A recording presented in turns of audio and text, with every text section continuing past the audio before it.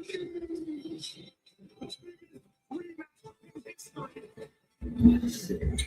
share a stage. A crucial romance that pieces are made. Today, we crash.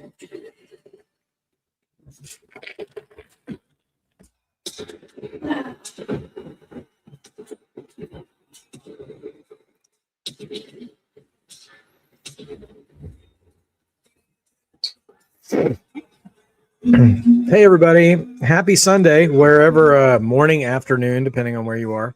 And it is time for Clash in Italy.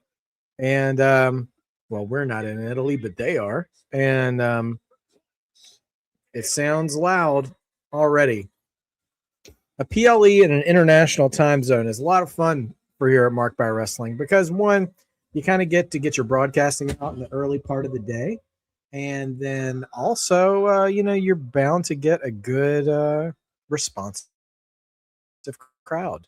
So let's see what match we get here first. Here comes Gunther. We're getting the WWE title match right out of the gate. We knew it was going to be in the first hour, but it's first match. So let's do this thing.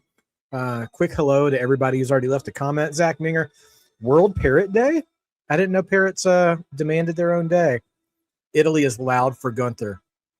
Or at least they really love classical music. I don't know which one yet, to be sure. But they're still calling him the career killer, huh? All right, that's fine. RT Rick, good to see you. Sophie Dophie, hello, hello. Our reigning coalition community chat predictions champion, Sophie Dophie.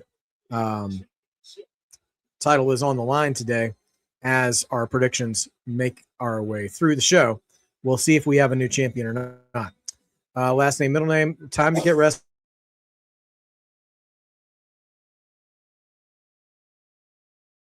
high. Amen.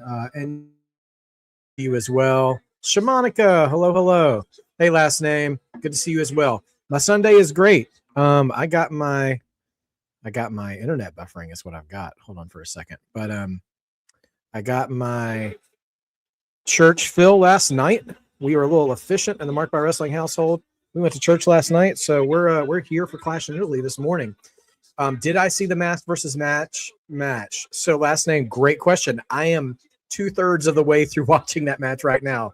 I actually was a couple of minutes late to the stream because I was trying to finish that match. I haven't finished it yet, and can I go ahead and say match of the year so far? The crowd is unbeatable.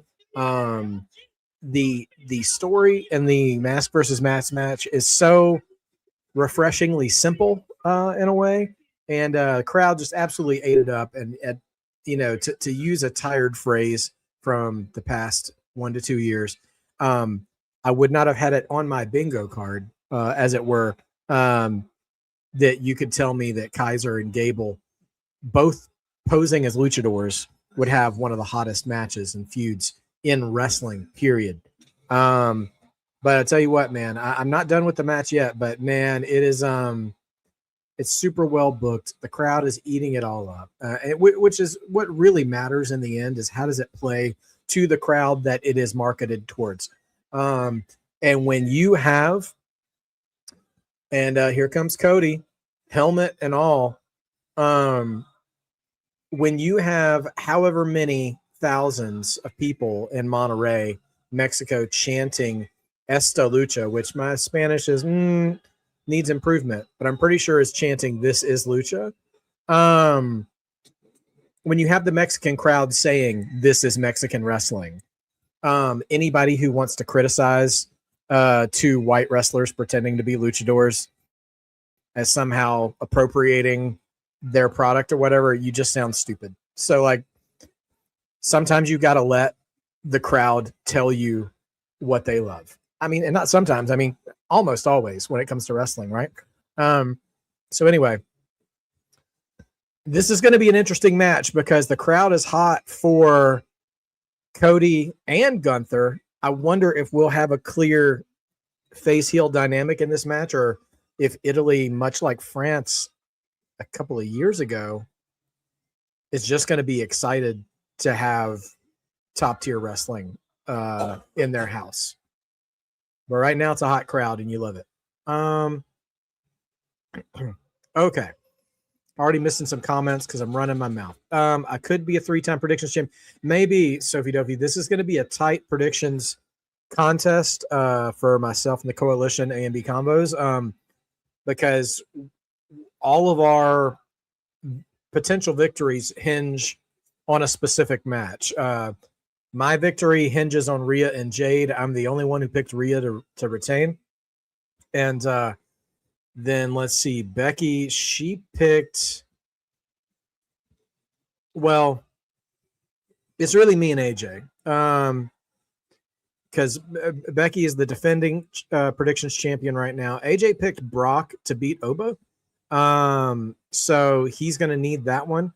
But otherwise, most of us are picking the same people. We all picked Cody to win this match.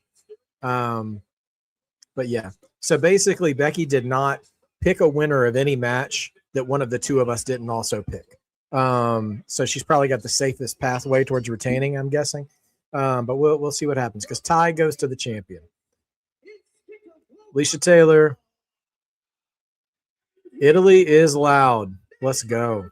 Yeah, pray for Cody's chest. We always pray for the chest of Gunther's opponent because you just never really know how it's going to go.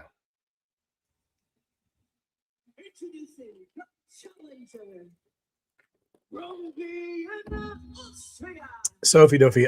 No, I'm not going to shut off my stream if Brock beats Oba. I was being a little hyperbolic during the prediction show when I said I'd crash out if Brock beat Oba because it's just bad decision making is what it is if they do that. But Mrs. Mark by Wrestling is off by camera. She's like, I'll shut it off. And if she shuts it off, I'm not going to turn it back on. We're not doing that. But I do feel like it would be a terrible decision to go that way. Because nobody benefits from Brock winning that match. Brock doesn't benefit from it. Oba doesn't benefit from it. The fans don't benefit from it. We've already gotten the visual we need from this feud at WrestleMania. We really don't even need this match. Of course, I'm still going to watch it and enjoy it, but that doesn't need to be a full-on feud. Not the way they actually played things out at WrestleMania. So.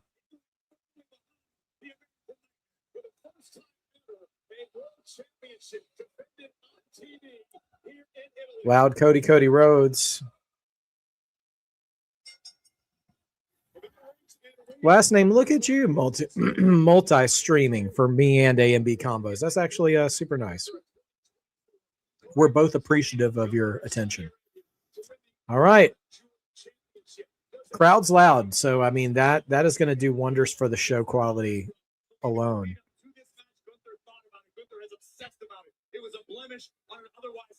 They will reveal the brackets for King and Queen of the Ring tournaments on post show. Okay. That's good to know.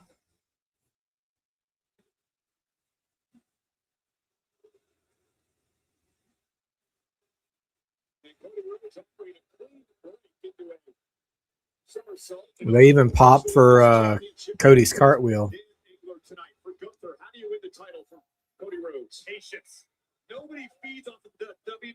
Oh, okay, Sophie W. Good to know they announced that on the pre-show. Okay. Cody Rhodes. All right, we're gonna have a lot of singing tonight from the crowd, I feel like. I'm sure we'll get that in the Roman and Jacob match later, too. In the interview in the Countdown show, Gunther admitted that this is a grudge match tonight.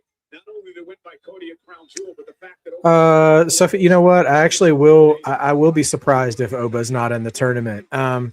But you know what? Like, depending on what happens in his match with Brock, he might have a pathway. If he's already got a clear pathway to whatever might be next for him after tonight, maybe it'll be less surprising if he's not in the tournament. But assuming, like, if he beats Brock twice tonight, then he should be in the tournament, hands down, and should be the favorite to win the tournament. I will say it would be pretty wild if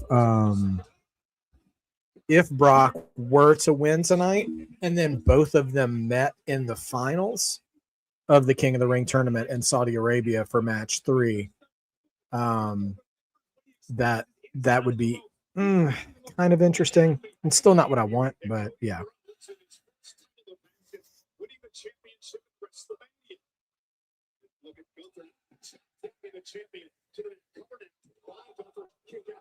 Now, you noticed in the entrance, Cody was wearing that helmet, that mask. The left eye was ripped out. That was to remind everyone of Randy did to Cody Rhodes after the WrestleMania matchup and the punch to the face injuring Cody's eye. Something inside of the American Nightmare changed that night. It was forced by Randy Orton, but Cody Rhodes will tell you himself. Why does Cody have one fingerless glove on, like he's Michael Jackson or something? This is different. Gunther, who has ended the careers of Goldberg and AJ Styles and the great John Cena over the past year, looks to take out Rhodes tonight.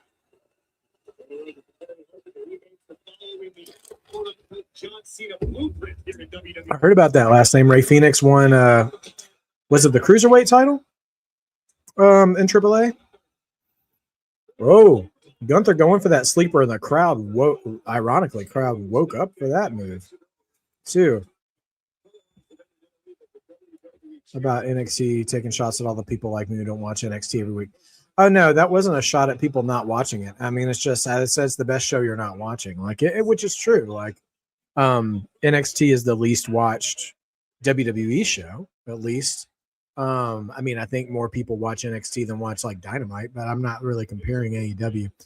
Other than like Main Event, maybe. Maybe AAA. I don't actually know what kind of numbers AAA pulls, but out of the main roster shows, NXT is like a little diamond, man. It's a rare gem. There's lots of good stuff to be found there. So I'm always going to encourage people to watch it. Viking Raiders tag titles. That's not bad. I don't have a problem with the War Raiders being tag champs. I mean, that can set up some. That could probably set up another good AAA tag team to step to them. But I didn't see the match though, so I don't know the circumstances under which they won. So we'll see.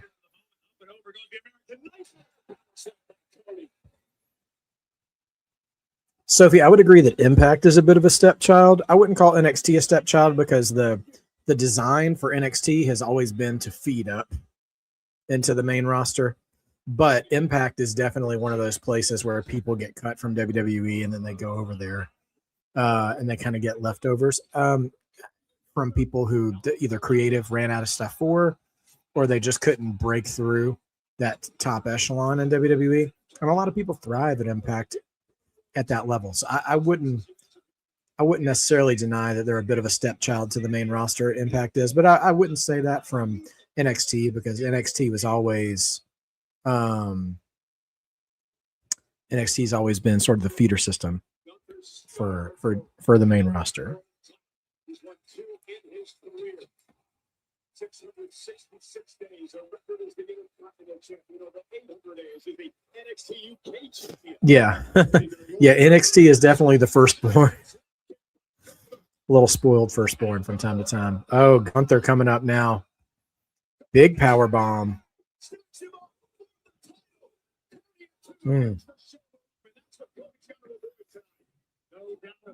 Cody kicks out of the power bomb.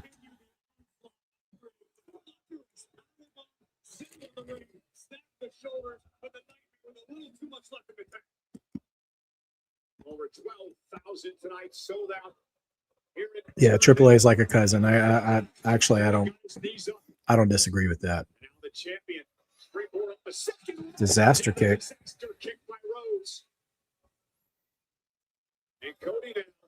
Going for a crossroads.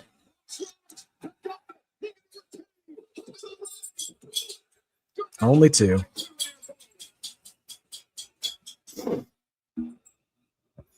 It's kind of hard to believe that Cody Rhodes is already a 3-time WWE champion.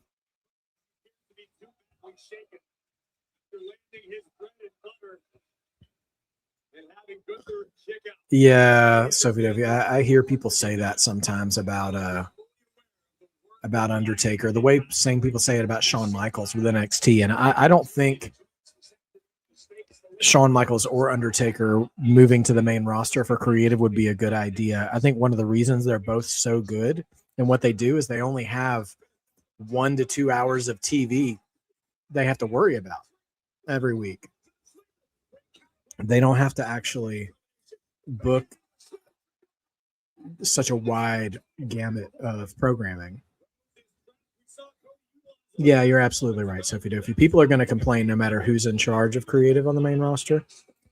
It's just inevitable. But Gunther's got this sleeper locked in.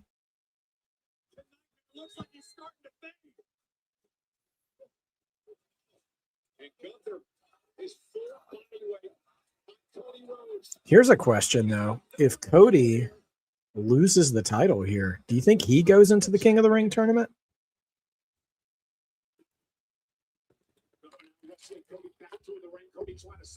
And Gunther's already won King of the Ring before. Does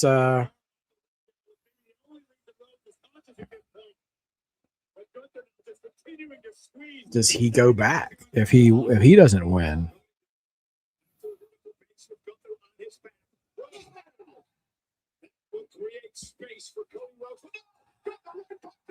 Man, sleeper locked on again.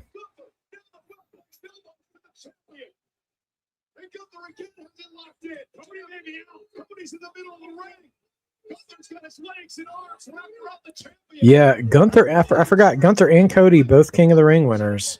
So would either one of them go back? Honestly, I don't think it's a great idea for either of them to go back. Yeah, I forgot that's how Cody got his rematch. So I think CM Punk and King of the Ring. Now that's not a bad idea, because the way Roman's challengers are kind of stacking up a little bit. That's not a bad thought.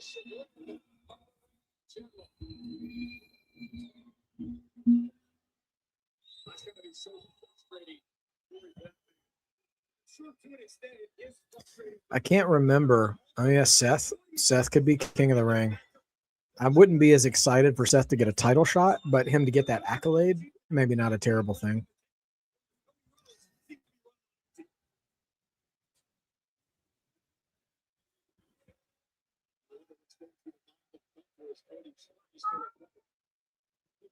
Simply surveying the situation right now. He approaches all of his offense with surgical precision. What they're trying to solve the American nightmare is taking a moment to look at the big picture. He spent weeks jockeying before signing this contract. In fact, had to be voice keys to earn this opportunity here tonight against Cody Rhodes. Yeah, absolutely depends on who the champions are going to be too. And when is Night of Champions? Because is that going to be before Night of Champions will be?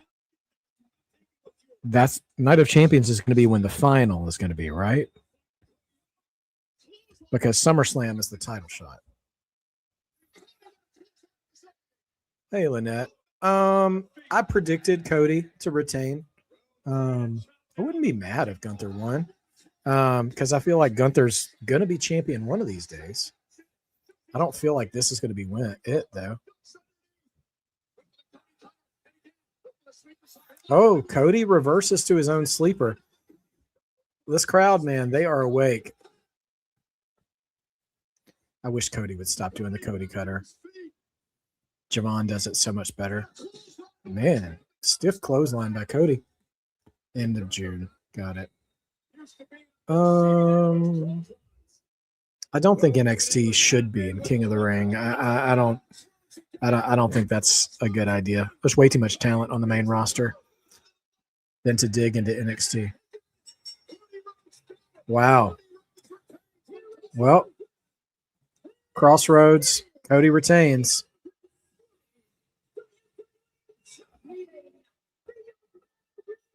It feels like the rope.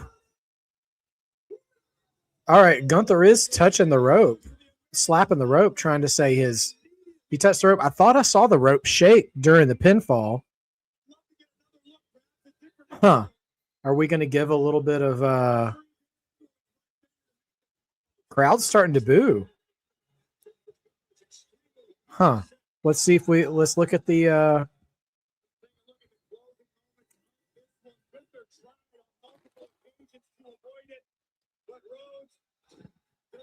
good Cody cutter there.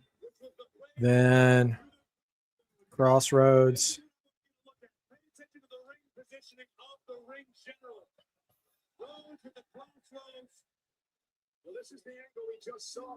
One, two.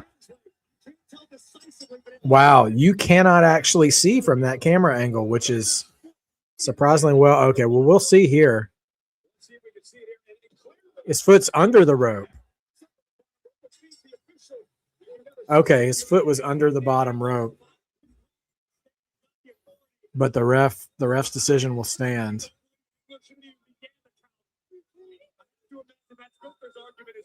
Of course, Cody doesn't see it.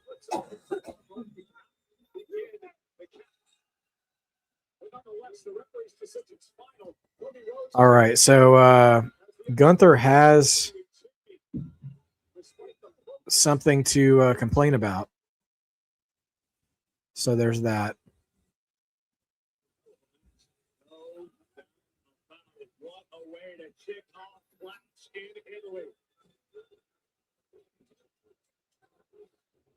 Ladies and gentlemen, Monday Night Raw will be live in Torrance tomorrow on Netflix. The Raw superstars are here, including LA Knights. Oh, LA Knights in the crowd. On the East Coast of the United States, 11 o'clock on the West Coast, 8 o'clock local.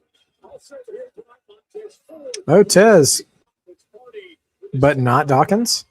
Interesting.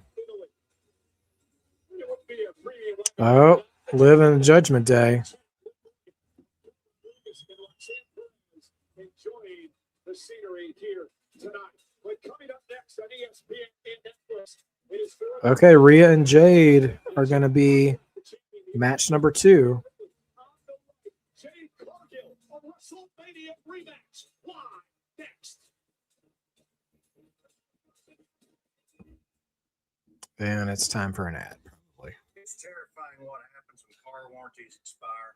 As soon as they do, cars are quitting on the job. Dawkins got hurt on Raw. Oh my gosh, Dawkins got hurt after Logan Paul got hurt. Ooh, injuries, man.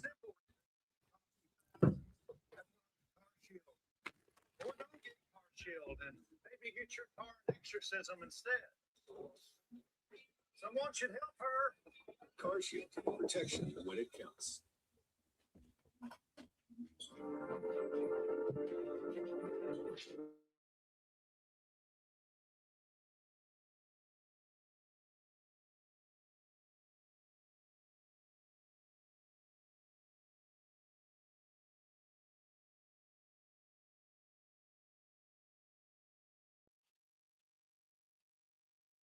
Okay. June 27th, the day before Forbidden Door. That's Crown Jewel. Okay. SummerSlam, beginning of August. So tournament winners don't have that much, but I mean, they have the entire month of July.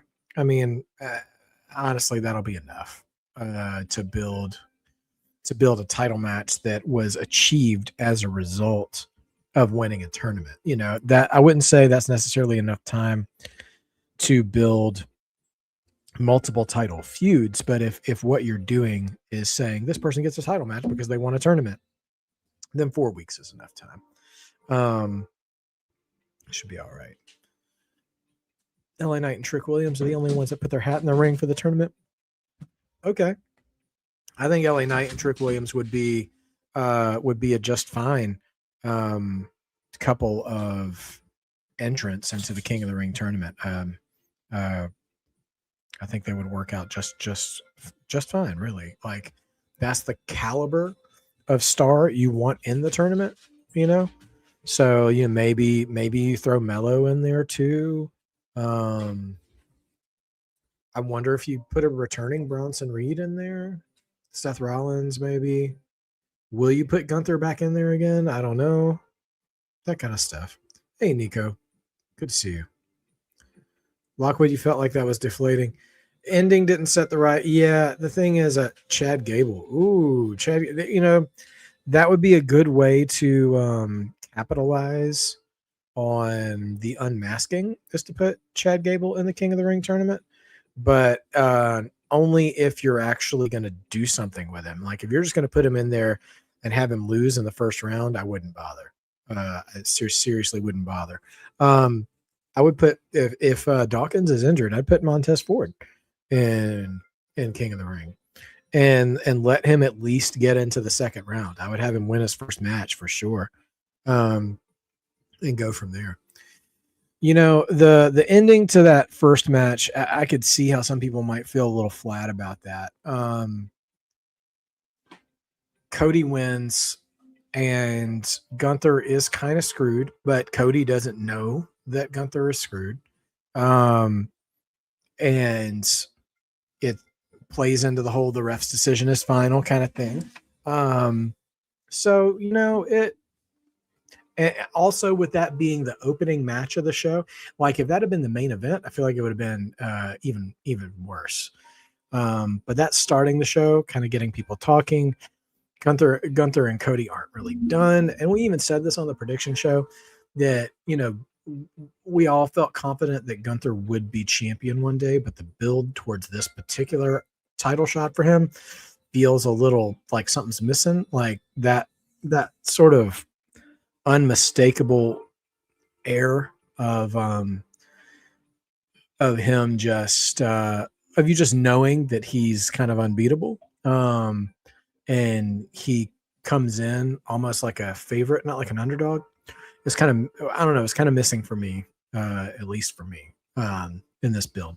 So I didn't mind him losing. And with him losing and still having an axe to grind about it, doesn't guarantee him a rematch, but it does give him a little bit of a justification. So that could do a thing. Oh, you want Chad? You know what? Actually, I don't mind Chad losing. Chad being the new IC champ, because they're doing good things with Penta with the IC title. Penta is week by week cementing himself as like a permanent fixture as a over solo singles act, you know? So yeah. Anyway, I think Chad could do good things with it. And also like Chad Gable being the one to beat Penta could actually be really good, because it's kind of like I couldn't beat El Grande Americano. So I'm going to beat one of your other favorite luchadors. You know what I mean? Over Femi backstage, just chilling.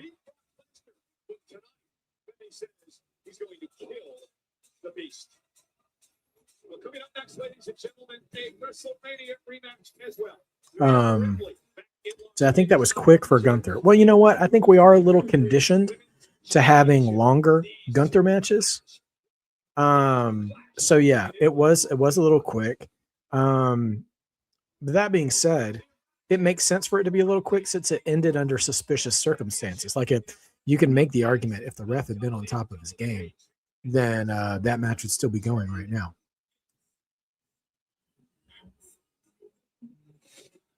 The only person to beat Gunther twice. Yes, Dawsey. I have not finished the mask versus mask match. I think, yeah. I've still got it loaded up in my other tab. Actually, I'm about halfway, 2/3 of the way through it, and it's yeah, man, it's so much of the best about wrestling. Just that crowd is so good. And so I'm still working my way through it, but it's been the best match of the year so far, from what I've seen.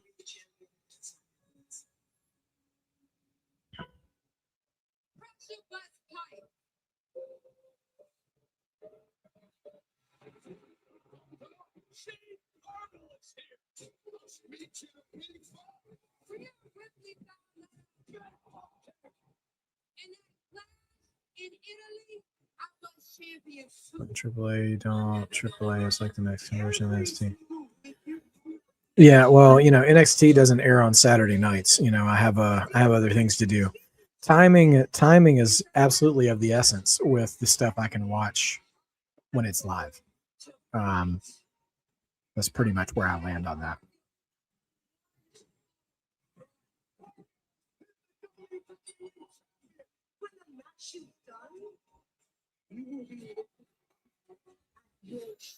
Yeah, Dossie, exactly. And I think that's just the telling thing is that like it was a funny joke gimmick too, but then like to go from there and just to see the crowds in AAA just embrace it so wholeheartedly, it's just so good, so good. And I love to see something like that get over, man. What can I say?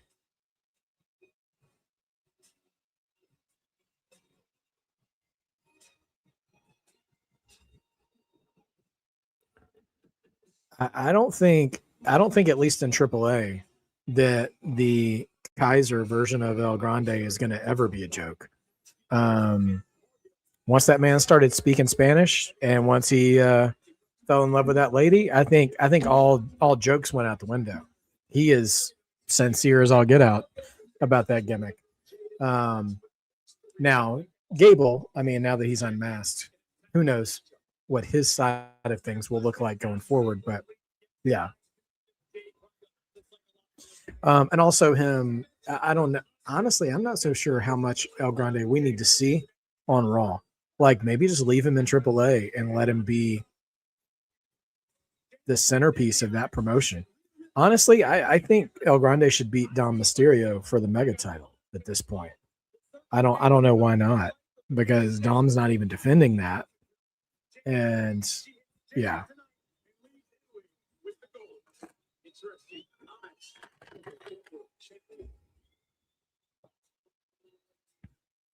I think Finn Balor could do good in AAA.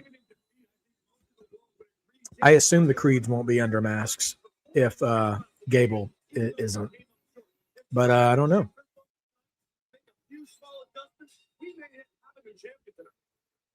There's this massive staircase. Like when I say massive, I mean wide staircase over in the corner of the arena in the big shot every time they pull back. And every time I'm been so conditioned over years of wrestling to when they cut to a wide shot, it looks like a bunch of empty seats, but it's just a wide staircase. And I'm like, that's such an interesting design choice for this arena. Dossie, I think you're right about that. Go into Triple Mania in September. I don't think that's a bad idea at all. That's what 3 months. Yeah, you could build a great feud there in 3 months leading up to that. Triple Mania is 2 nights. Ooh, interesting. I imagine we're going to have a fair amount of main roster crossover then if it's going to go 2 nights. One in Mexico and one in Vegas. Huh.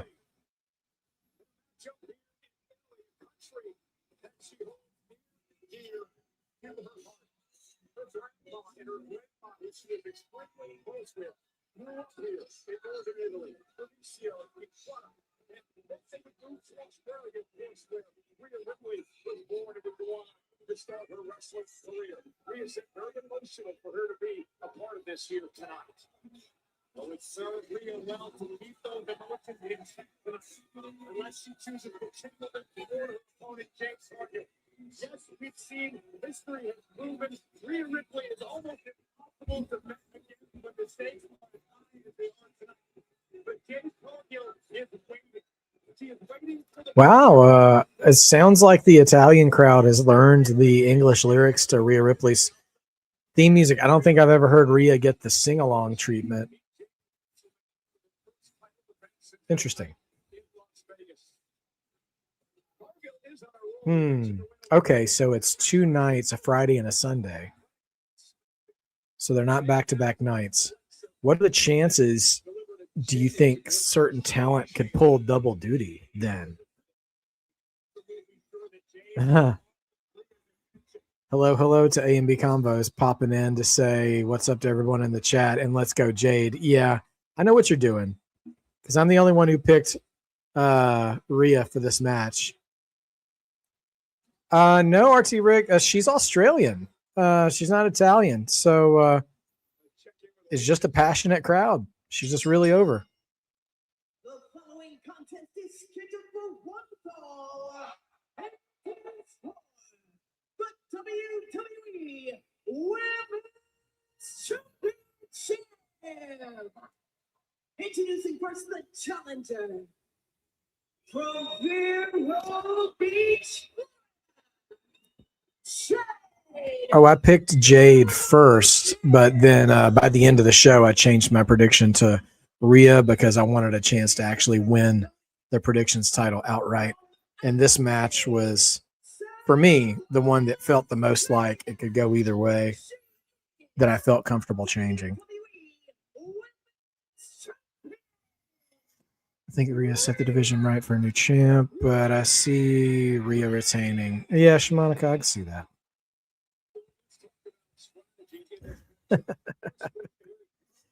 MB, well, we'll find out if I stay in the running with this match right here. And then you still got to have Brock win, so just hang in there. What's up, Swaby? Thanks for stopping by. Since it took place, Jade was to an extent humiliated on the grandest stage of them all. This is Jade's opportunity. All right. The Rambo prequel. No, I have not seen that. I'm curious what that would even look like.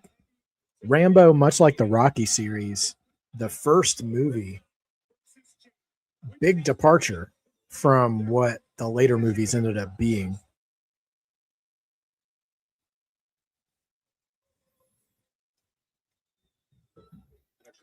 Now, I will say it seems as though this crowd is decidedly pro Rhea.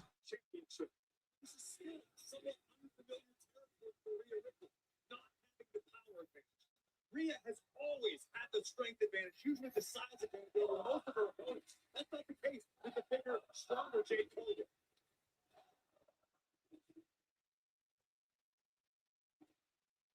Well, let's go. Interesting, RT Rick. Yeah, listen, the first Rambo movie was really poignant. Stallone actually has turned in some pretty good dramatic performances over the course of his career.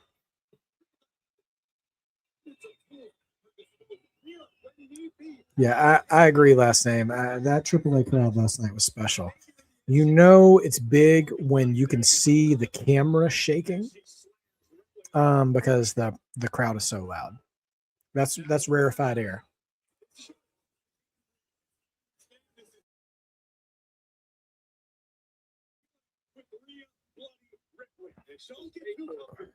Noah Centineo is playing a younger version of Rambo. Okay.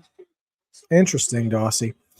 I mean, because, that was the whole thing about the first Rambo movie. It was really a statement on, like, the treatment of veterans and stuff coming back from war and PTSD and all this other stuff. And then it just became, like, action hero blows stuff up in future movies.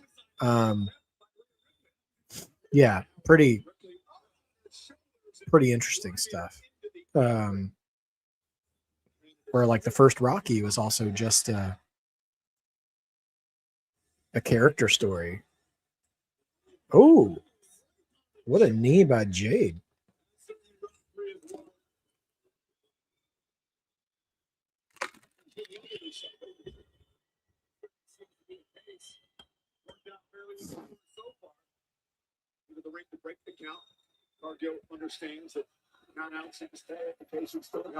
I appreciate wrestlers who have the sort of ring awareness to roll back in the ring and break the count.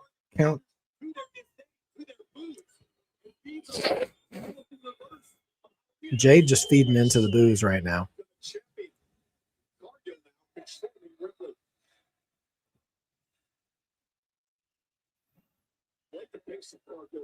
Taking the time, much more deliberate, smart strategy. As much as Jade Cargill may not personally like Rhea Ripley, Jade does have a modicum of respect for the abilities of Rhea Ripley inside the ring.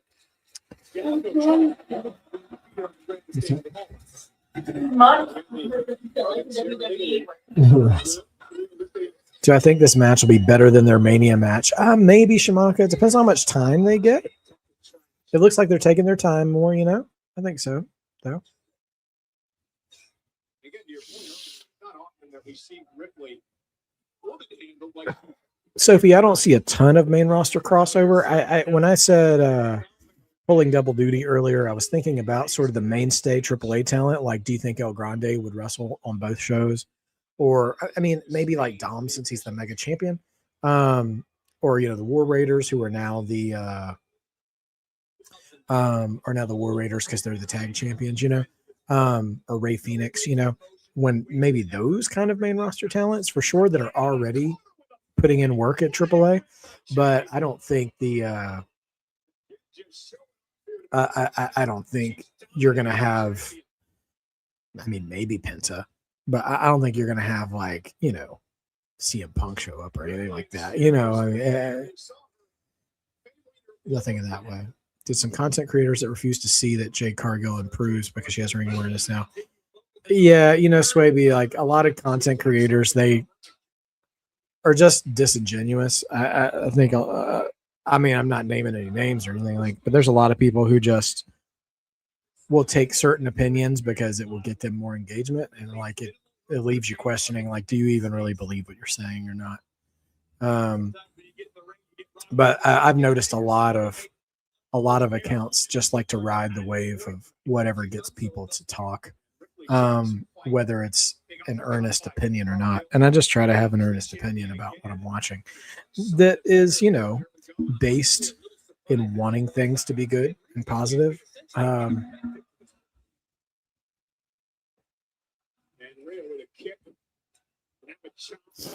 Swaby, I think that's the move, right? I think Kaiser going after the mega championship from Dom is the right next move. However, you know, as long as it's done right with the right amount of timing and space, I'm not saying it has to happen next week, but I do think that should be what's next for Kaiser for sure.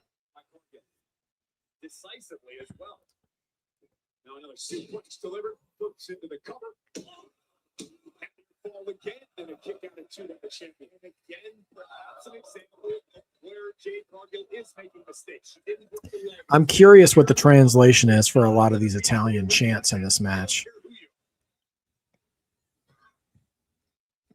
This is for the WWE Women's Championship, currently held by Rhea Ripley. First defending the Friday Night SmackDown. Ripley. Vicious shots by Jade here. This has been remarkably one-sided so far. It's been pure dominance. Well, Ray doesn't hate El Grande. I mean, I heard him on commentary last night. He's actually pretty respectful of El Grande at this point. Now, Dom, on the other hand, maybe not.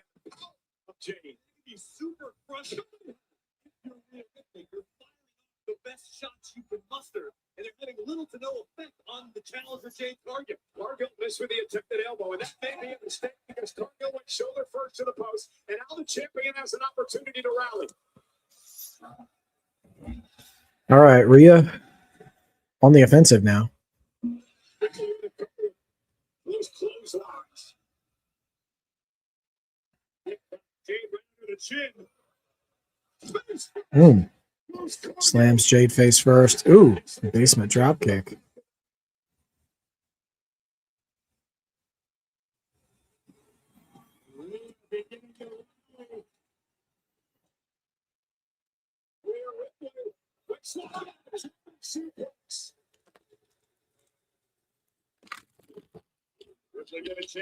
Swaby, yes. That's his legit girlfriend. Ripley started to feel it.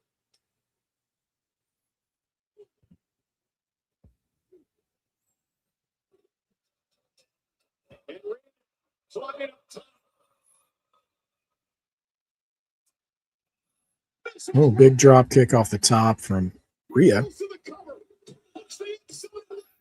Only 2. seems to me as though Rhea finally realizing she's got to show the challenger something new, taking it high risk. Picture perfect pistol drop kick from the top turnbuckle, but not enough to put away the storm.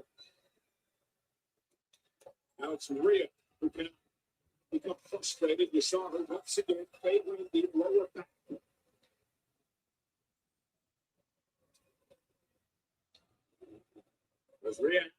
Yeah.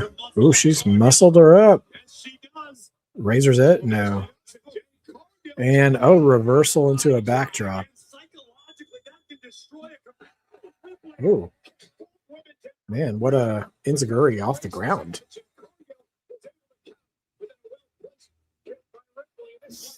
This crowd, I mean, showing a lot of appreciation for this match. It's not a fast-paced match, but it's been good. I think it's a "This is awesome" chant.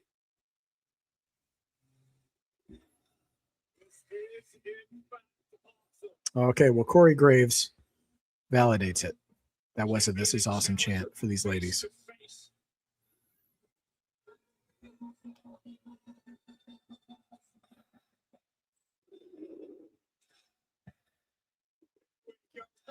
All right. Throwing hands.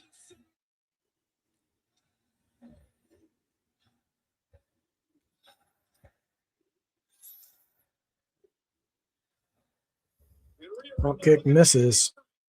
Another kick misses. Oh, Jade going for Jaded, misses. And Rhea, drop kick misses this time. I tell you what, a lot of dodging. Rhea, nope. Riptide does not connect. That was a whole lot of countering in that sequence. Earns applause from the crowd. And this time Rhea, I don't know what you'd call that. It's not exactly a razor's edge.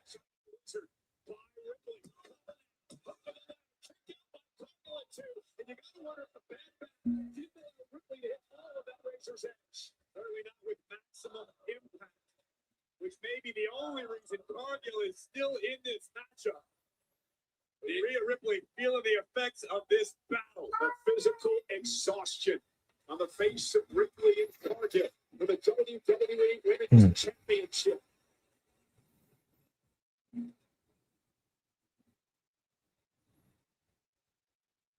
Cargill back to her feet, Ripley as well. Rhea now. That's true, Dawsey. There are definitely feuds in the chamber for both ladies. I guess the question is, who do you think should be in a title feud going next? Charlotte and Alexa or Blake? And Blake, Rhea just plants her face first on the apron.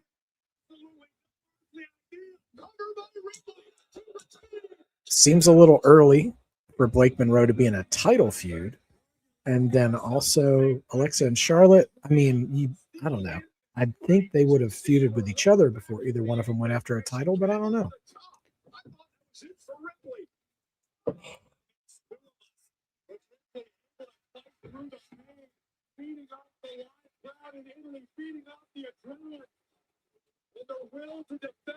WWE Women's Championship. Rhea could be looking for Riptide. Riptide incoming. She gets her. Reversal. Jaded. Reversal. Reversal to another Riptide.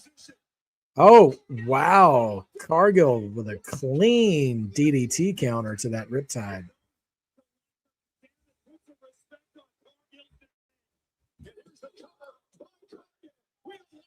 I will say this, man, because I saw a clip of Alexa Bliss kind of like throwing shade at Jade on Friday night about, haha, you're not a good wrestler or whatever. But this match is the thesis statement of this match has been that Jade can hang in the ring. She can scout, she can counter, she can, reverse Blue Thunderbomb. So I think whether Jade wins or loses, like this match is is trying to accomplish the point that she belongs in there with everybody else. Jade needs to figure out how to keep her foot on the gas pedal. This close to the finish line. When you remember that Jade is kind of a physical monster and compare her to the male versions of, who she is comparable to, the stuff she's doing in the ring is well on par with others, that you would compare her to. So I think she's done a great job of proving that she has earned her spot in WWE on the card right now. Some people do just want to hate because she's young and she's new compared to these other women, and she's got a marketable look. Oof. Back suplex off the top. Last name, I would say this is Jade's best match so far. Win or lose, I think it's her best match so far. I have to keep saying win or lose because I predicted Rhea to win this match.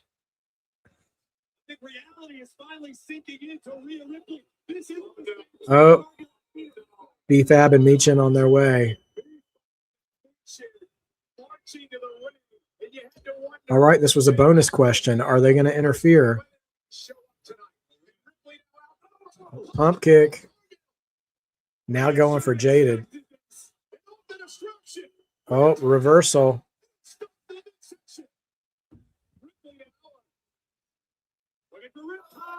Riptide coming in. This would be kind of a get her foot on the rope. Oh, boy, B-Fab almost botched that. She couldn't get to Jade's leg in time. And thankfully, at least the ref saw her put the leg on the rope. And now she's kicked out. She's kicked out B-Fab and Meechin right away because they got caught interfering, which does count as the bonus question interference.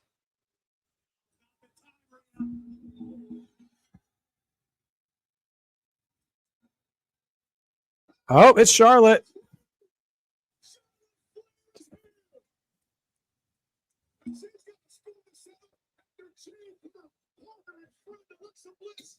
Oh, geez, B-Fab. She took all of that post. Oh, Jade taking advantage. Jaded. 1, 2. Oh, and now Charlotte. Turnabout is fair play. Charlotte saves Rhea.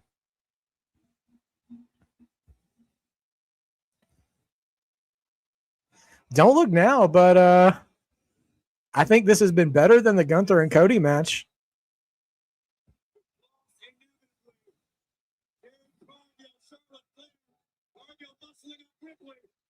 Oh, headbutt. Riptide.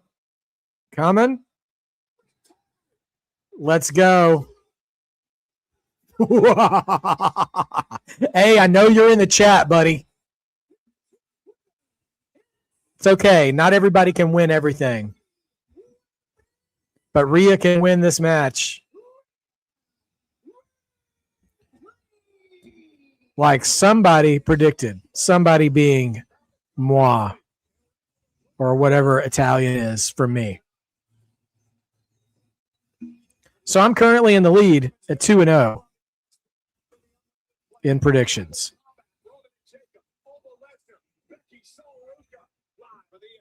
All right. Let's go. Let's go. All right. While we're on commercial, I'll be updating our community predictions as well.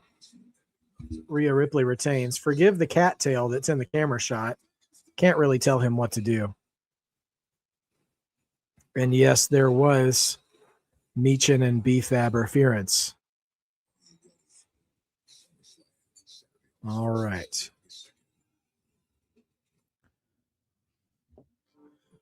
I'll see if I can give you guys an idea of who's in the lead right now. Let's see. 5, 3, 4, 4. All right. currently in the lead in our predictions championship, our reigning champion, Sophie Dofi, currently maintaining their lead by 1.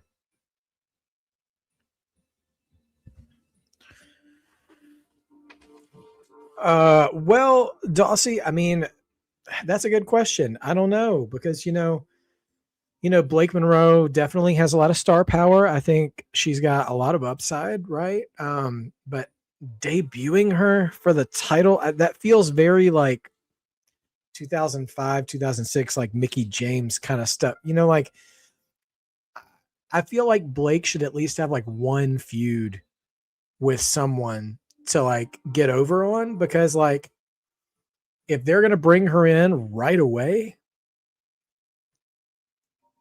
don't you think she'd have to beat Rhea? Because like if she just shows up out of nowhere, you always want to assume, even though Trick and Oba and Javon have been doing really well, and some of the other NXT call-ups have been doing really well, you can never assume that the crowd knows who Blake Monroe is, and they're already going to be really behind her and know what she's capable of. So you would want her to win her first feud, I would think, right? So do you just bring her in and give her the title? Like, I don't know, man. That feels like rushing it a little bit to me, because then where do you go? I don't know, We will see. Oh my goodness gracious. Well, two solid matches so far. I think they may put Blake with Chelsea Green. Actually, I don't think that's a bad idea. Especially if they're leaning to kind of put Tiffany with them too. I think Tiffany, Chelsea, and Blake, that faction has some potential.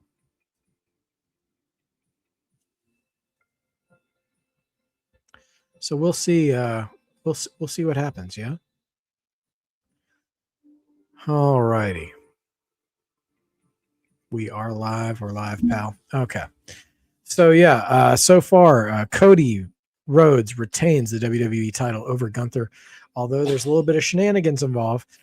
Gunther did have his leg under the ropes. The referee didn't see it, and the referee's decision was final, unbeknownst to Cody, who at least at the time did not know that was going to happen. And then Rhea Ripley retains the women's title over Jade Cargill, with multiple interferences in the match. Maybe Jade's best match on the main roster since she debuted. Honestly, they were having a very good match all on their own, but then some interferences started happening.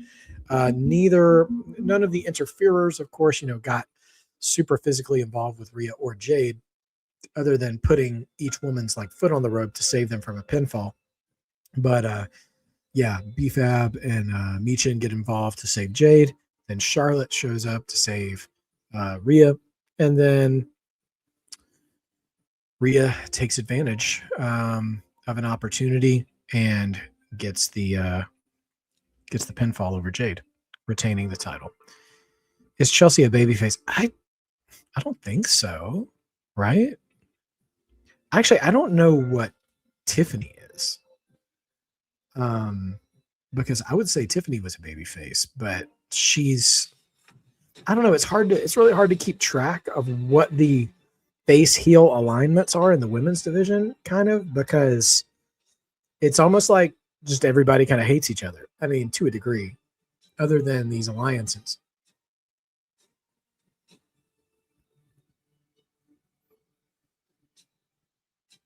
This is a Saudi commercial.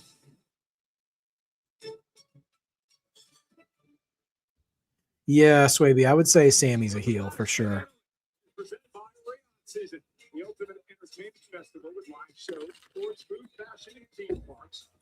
All right. Now we've got ourselves the remainder of the show. We'll see who our next match is. I'm assuming, let's see, we've got the world title match, Tribal Combat, which should be the main event. Oba and Brock, and then Becky and Soul. I would put Oba and Brock next, because I wouldn't want Roman and Jacob to try to follow Oba and Brock.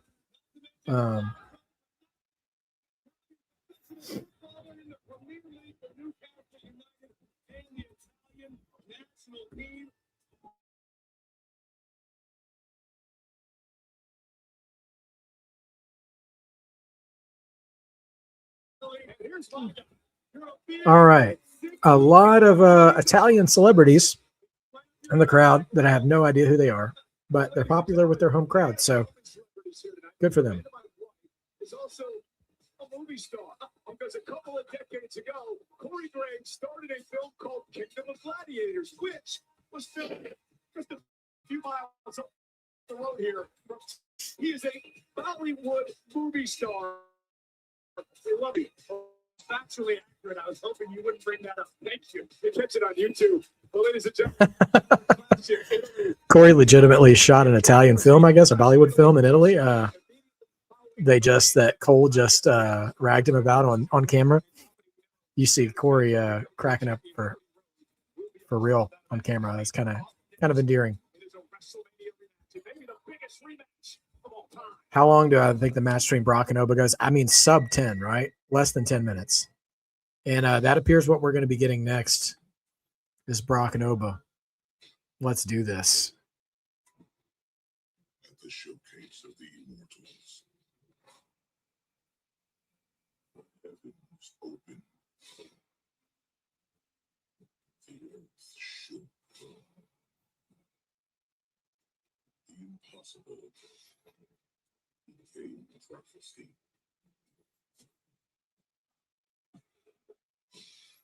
As the ruler ascended the mountains. Okay, so we have the entire card lined up now.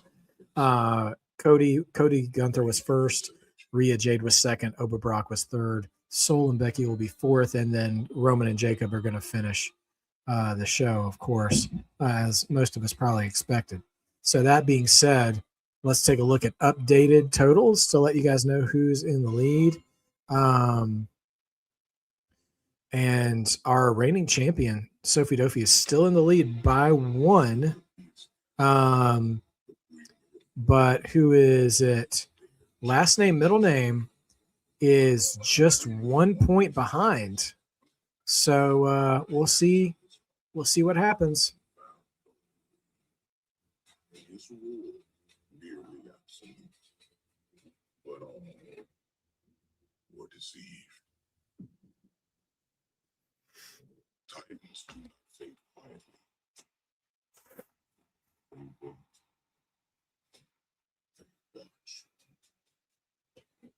it's not going to end that way. So I think it's hard to book a card. Last name, depending on how big the card is, I think these 5 match cards are not all that difficult. I mean, I say not all that difficult. I'm not trying to make it sound easy. I think they're easier than, say, a 2-night Mania is a little hard to book. So it just depends, you know. It's always, what do you want to accomplish? What do you want the crowd to feel? Where do you want to go next? All right, crowd just exploded for Brock. Let's hear what they do for Oba. I think they're just ready to see Kong and Godzilla. And Heyman is out here with Brock. Also, the set for Clash in Italy, super simple. Just some pillars. Pillars and a very small Tron.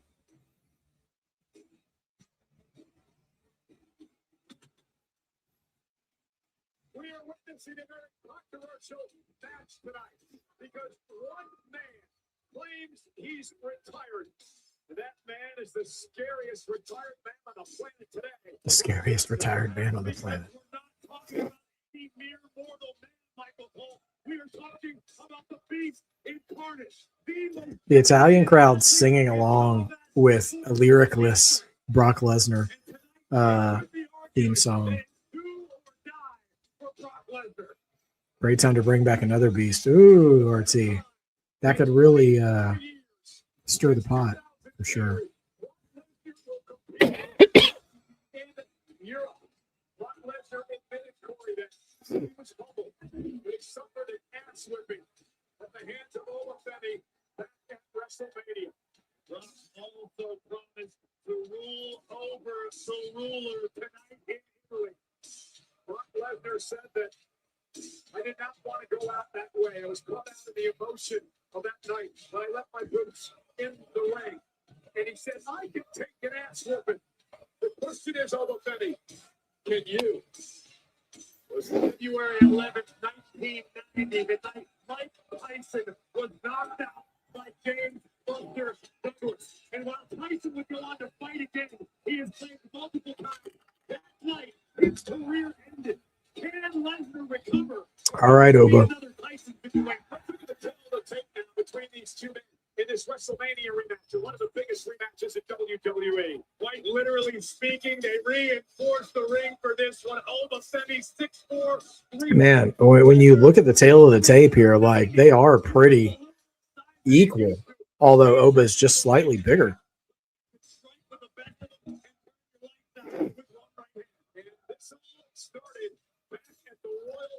Camera's shaking a little bit for this. Okay, Brock's running the ropes here. All right, now let's see how Italy responds to Femi. I'm very curious about this, given how loudly they responded to Brock. So far, they've been pretty equitable about liking both competitors. Jade's the only one who really got boos.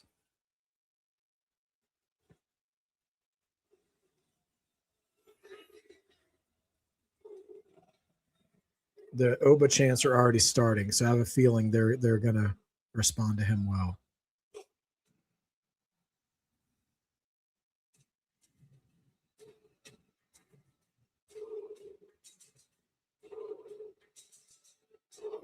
I picked Oba for this match. Our boy AJ was the only one to pick Brock. So we'll see what we get here. I will say this. If Oba wins, your boy's going to be the new champion.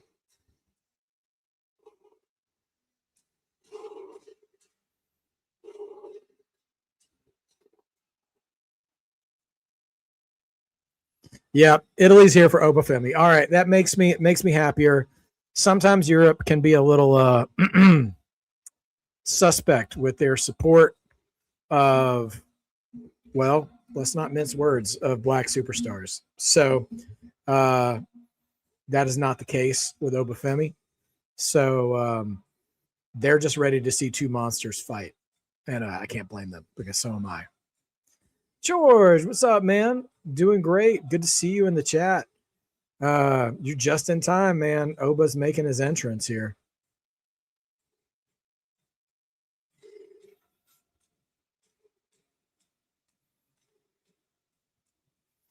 All right, all right.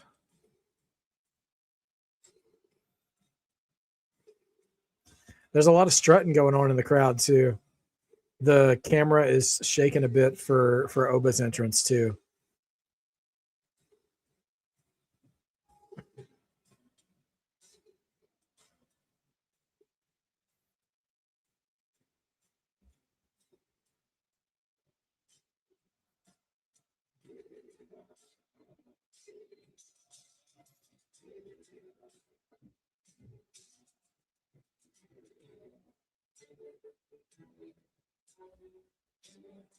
Oh, he gave Oba gave Brock the old Robert De Niro meet the parents a little, you know.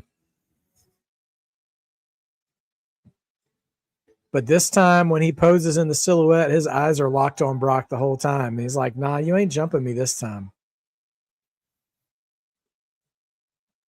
Yeah, Swaby, I think you're right. I think Soul probably has the best chance. I would have said she probably has the best chance of anybody walking away with the title today. But we'll see. That match will be next. And blink and you miss it. Who knows how fast this match will go. the crowd is still singing along with Oba's music, and there is no music playing. This is a loud crowd. Man, I love it when wrestling is this loud. The following contest is scheduled for one fall. Oh, Heyman says, give me that mic. Give me that mic, Alicia. I'll do this.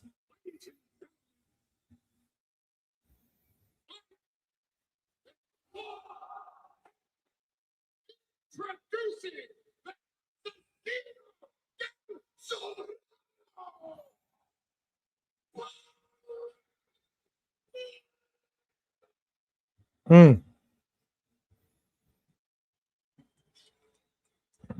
his opponent from Lagos, Nigeria, weighing in at 310 pounds, Ruca. Lesnar looks ready. He has been pacing like a caged animal as he looks at Oba Femi. But so does Oba Femi, who has not taken it. Oh, there it is. As soon as Oba turned his back, Brock runs in. Oh gosh, hits an F5 right out of the gate. He had a few finishers stored. Okay, he's about to hit another one.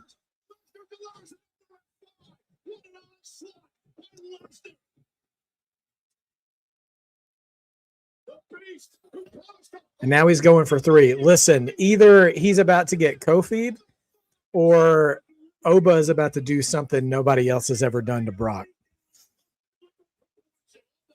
Because he ate 5 F5s on that sneak attack. And we're looking at number 4 now.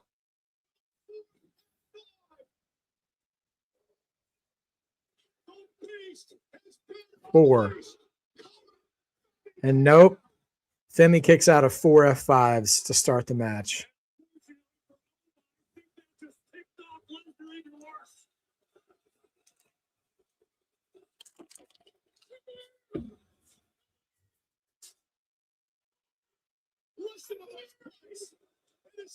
Oh, he's going for a Kimura. We have not seen submission Brock in quite some time.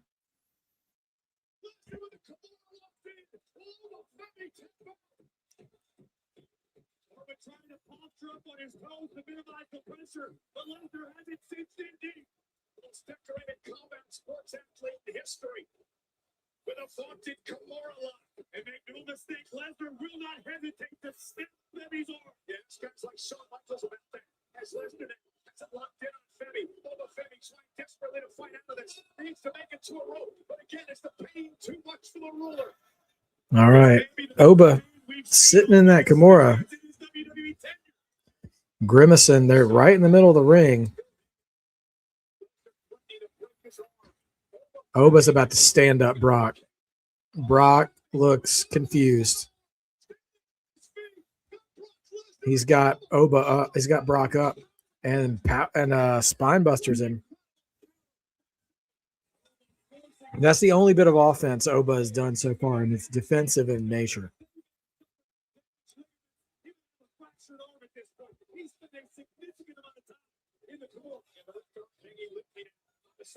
And Brock going to go right for it again, going for that Kimura again. But this time Oba rams him into the corner.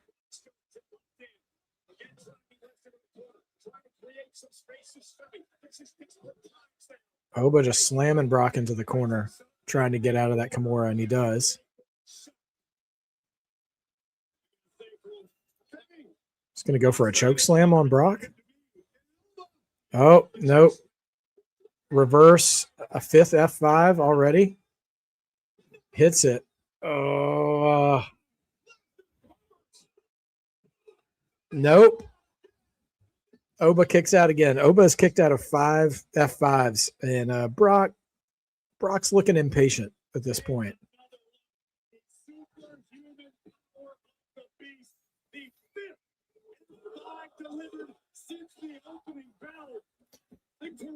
Goodness gracious. By the way, we're already at 3 or more F5s for the bonus question. 6. Oh, nope. Choke slams Lesnar. It looked like Brock maybe kind of went up for that before he was ready to. Resiliency, right? Yeah, exactly. Brock had 4 finishers stored already. Whoa, they both go over the top. Lesnar gets clotheslined over the top. Oh, we're going to get announce table action.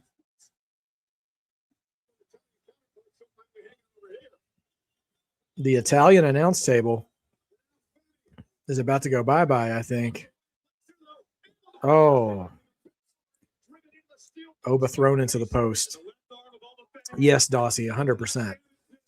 I think at this point, if Oba is kicked out of 5 F5s, you cannot. I mean, I say you can't beat him, but like, why? Why would you beat him? All Oba's been doing is choke slams. Oh gosh. Oh gosh. We're gonna get a 6 F5, and this time it's through the table. Jeez. Yeah, if it's a no contest, I think everybody misses the question. That's typically how I score it, because the way I score our predictions is, did the person you choose to win? Oh, don't have Brock winning by a count out. Please don't do this. Please don't do this. Yeah, but he didn't hit the 6th one. That was number 6, I think.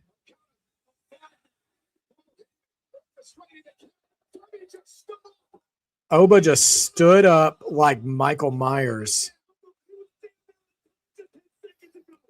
And he is on his feet. Brock's not even on his feet.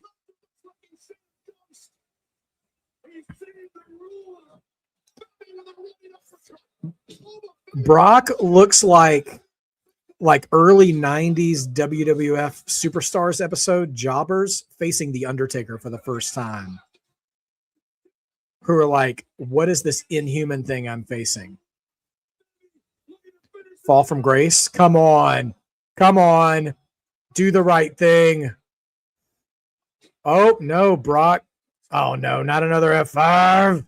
Come on, Oba. No, 7 F5s.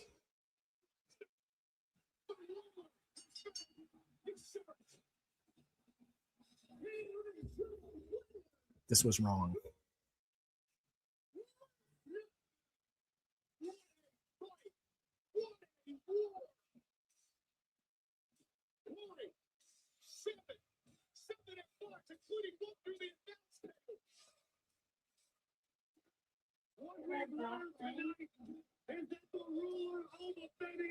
It's something more than human. He is still the baddest SOB walking the planet Earth. The most decorated athlete in combat sports history.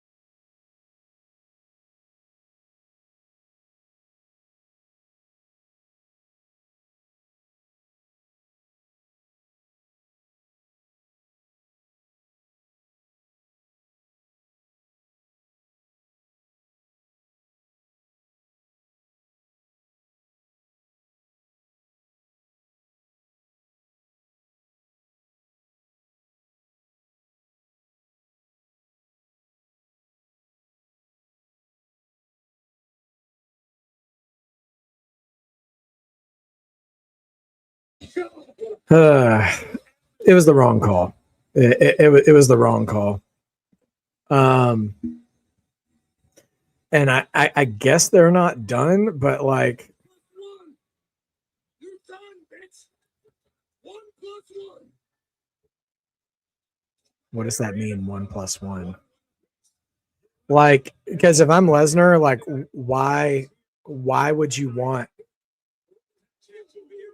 Oh, Braun Breaker's holding a tag belt now. Huh. If I'm Brock Lesnar, why in the world? Hey, it's Julia. Julia here tonight. And we also welcome Italy. Hey, Santino. In his debut match back in 2007. If you're Brock, why would you want a third match with Oba? You've already proven you can win. I think the only way, I should say this, I think the smartest way you end up with a third match is have both of them in King of the Ring, and they're the finals. That's the only thing I can think of. Because there's no reason Brock would want a third match. So you put both of them in King of the Ring and have them be the finals, and have Oba win King of the Ring, beating Brock and getting a title shot. I mean, best I can muster. But yeah, I think this was wrong. Hey, Mob Father, good to see you. Good evening, Stephen and chat. Hope everyone's having a blessed Sunday. Just made it from church, about to leave for another service. No PLE for you. Yeah, well, Mod Father, yeah, take a moment to go and check. Go check on it. It's been a hot crowd, so if you get to watch it later, it's worth checking out. But speaking of worth checking out, we're getting a recap here of the AAA show from last night.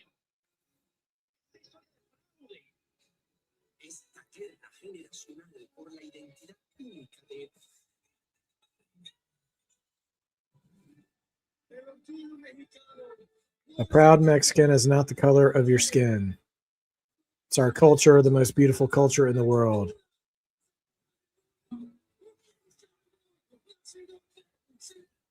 I hope A realizes he won't be the champion by himself. Like, it's statistically impossible at this point. I told you that there's more than one El Grande Americano. Hola. Insist that the lucha libre world deemed him the fraudulent Americano. The best way, the only real outcome now is me and A sharing the chat championship. El grande americano estaba listo para la justicia. Yeah, King of the Ring finals is the only way that makes sense to me that Brock has to fight Oba again, because I can't imagine a reason he'd want to fight him again.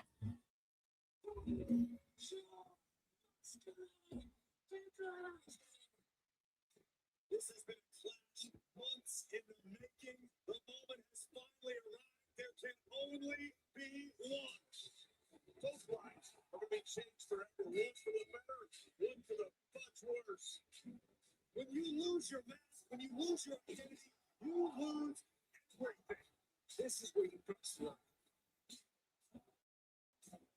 El Grande Americano asking for more. Numerous Americanos and models, the saga of El Grande Americano could prove to be a tragedy. Wait a second. Ay, Dios mío. Oh, esos ojitos.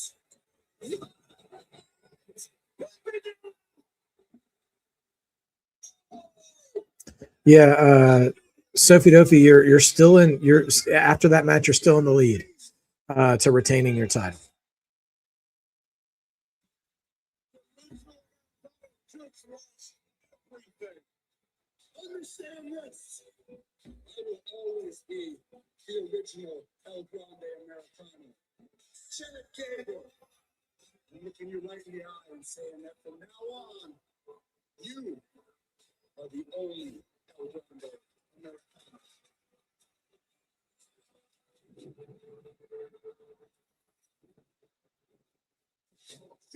Man, what a show! The biggest spectacle in lucha libre. Transforms into an unforgettable two-night event. This is Triple H. Night one is live from the Luxor Theater in Las Vegas. This is Lucha Libre. Well, night two is live at Arena CDNX in Mexico City. It's the first ever two-night Triple Mania. Friday, September 11th and Sunday, September 13th.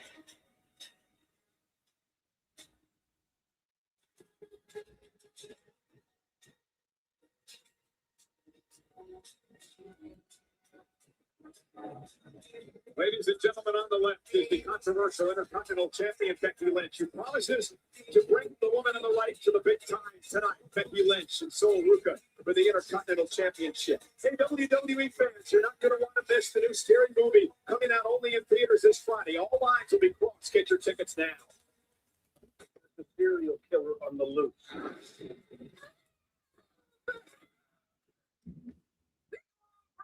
So you handle yours. I'll be right over here eating my pork rinds. I'm gonna wait. You take.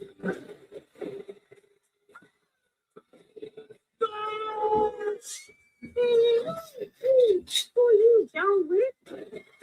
Okay. Gunther Roman. I don't know if we get Gunther Roman as much as maybe we get Gunther Cody again.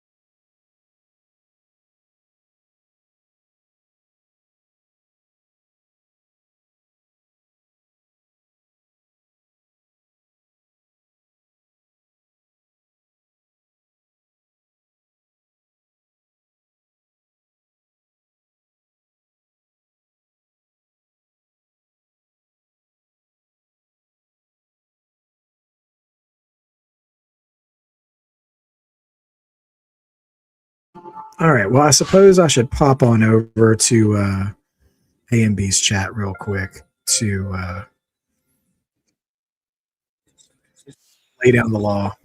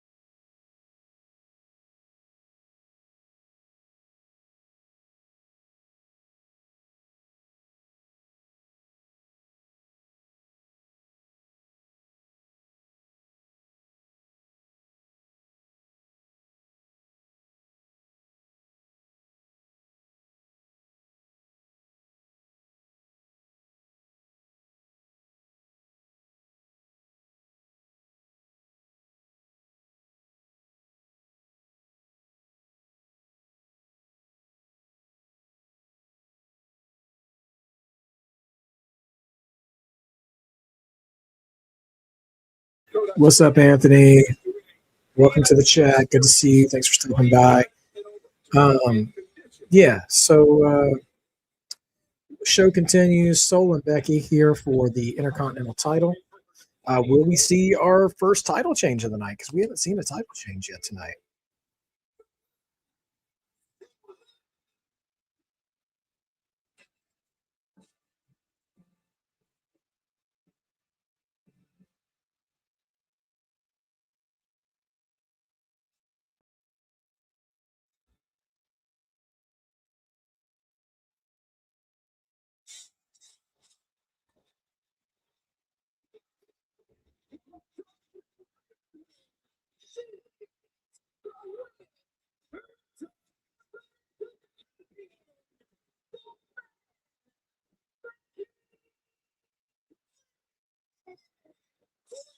Question whether or not Becky Lynch is taking Ruca. No holds barred or a last man standing match. Honestly, the terms of the match doesn't bother me all that much. Like I think any of those things could work, right? But how do we get Oba? How do we get Brock to want that match?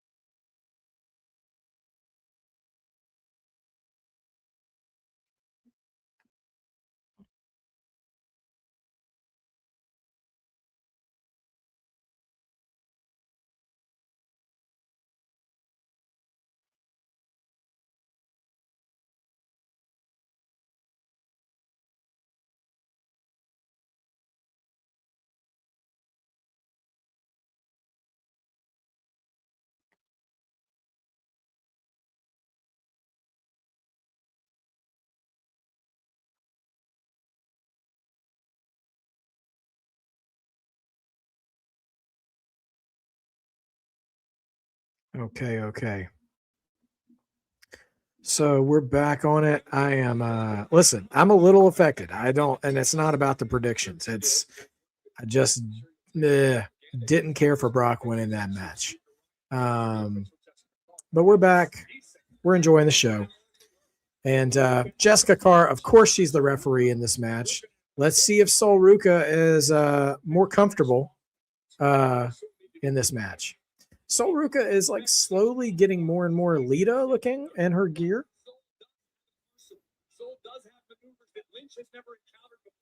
I did not watch the Made in America. Was that any good last night? I saw an ad for it, but how was it? What does Becky do to keep the title? Rely on her experience. Becky Lynch has experienced everything there is to experience inside of the WWE ring. Becky just needs to weather the storm, wait for her moment, and capitalize. It has been quite the 7 months for Sol Ruca. Back in December, she beat Bayley at Saturday night's main event, John Cena's last match here. It's good. Okay, good to know. Kick out by the champion. She also took the world champ, Nick Morgan, to the limit. She took Io Sky to the limit. And tonight, hopes to knock off Becky Lynch. I agree with you. Sol did do those things, but as we say in this business, almost only counts in horseshoes and hand grenades. Almost defeating Io Sky is not the same as owning a victory over her. Much like taking Becky Lynch to her limit is very different from being able to beat the man and take the Intercontinental Championship. Only 4 years in the wrestling business for Sol Ruca. Coming out of the University of Oregon as part of the NIL program. That crowd, did you hear the crowd like kind of hush a little bit as she did her little leapfrog in the corner because people are already looking for the Soul Snatcher. Oh, baseball slide drop kick there from Becky Lynch. Also finished third in this year's Royal Rumble match. And Becky now was able to sidestep the champion. Sol Ruca has to use her quickness and her tremendous balance and athletic ability to knock off Lynch here. Oh, Becky takes a swing and gets a handful of posts. Soul. Wow. Big moonsault to the floor.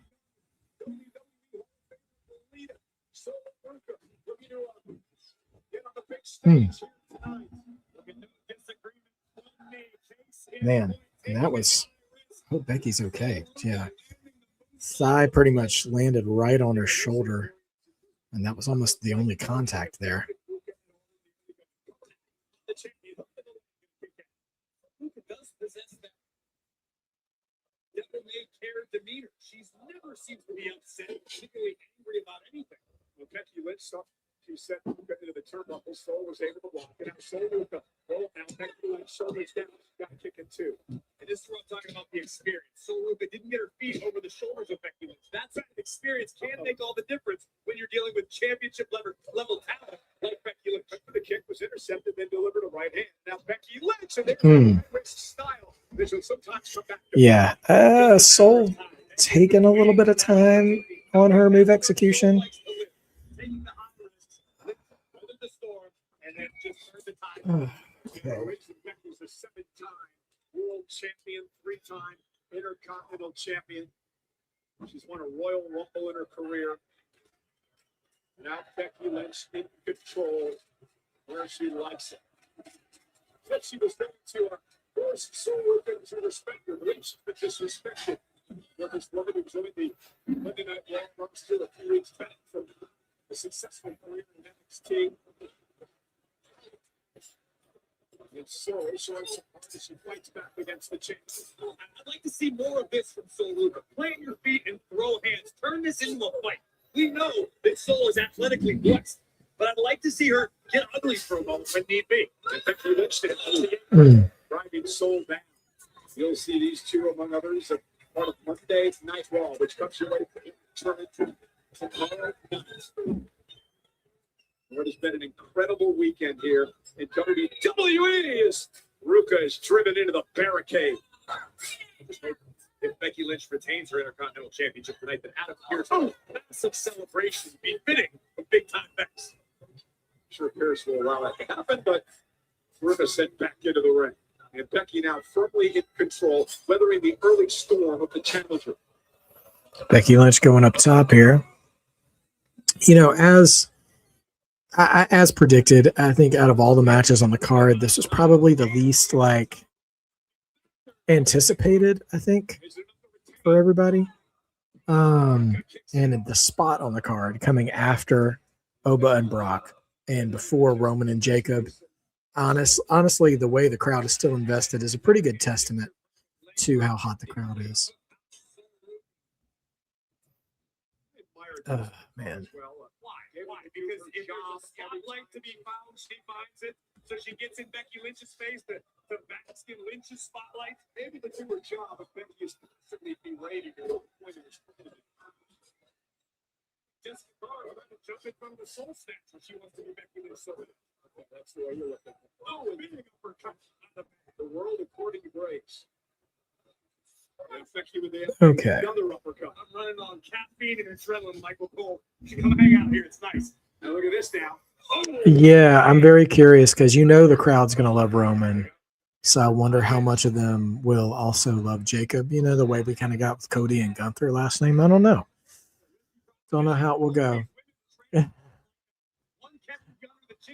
Hey, good to see you, man. I've consulted my attorney. We accept the terms of sharing joint custody of the Predictions Cup. Okay, ladies and gentlemen, the Coalition Predictions Cup is going to be in joint custody between myself and AJ from A&B Combos until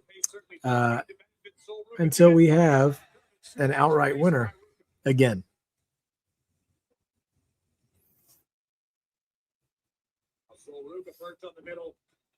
Oh, man. Big basement drop kick there from Soul. And Kip up. Running knee. Only two. Ahmad Father, I said hey to you when you came in. Did I miss another comment from you, brother? Let's see. Yeah, because I saw you. Yeah, I saw you earlier. Let's see. But thanks for stopping by, for sure. we're in Soul and Becky now. That Brock Oba match was another 100-mile-an-hour match. Didn't love the finish to it, but it is what it is.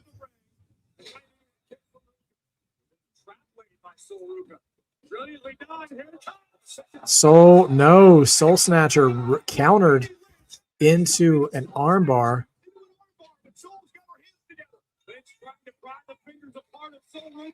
To finish executing the armbar.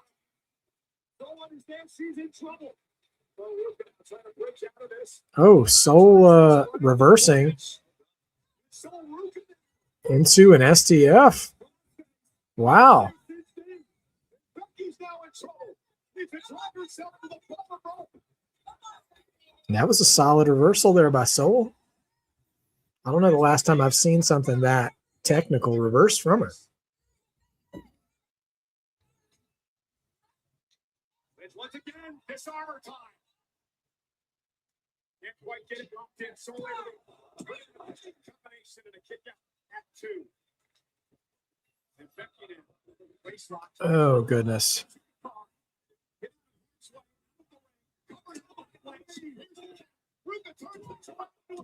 Vector roll combo. And Becky with a kick to Ruca. I think this one should be over. They have the win. Soul gets the shoulder up and maybe Becky's frustrated. Becky's got every way to be frustrated. She has Soul Ruca down in a hitting position. And Jackson's apart, jumped out of the dang ring. Jumped out of the ring to get out of the All right, more. Is this gonna? Are we eventually gonna get Jessica Carr versus Becky Lynch?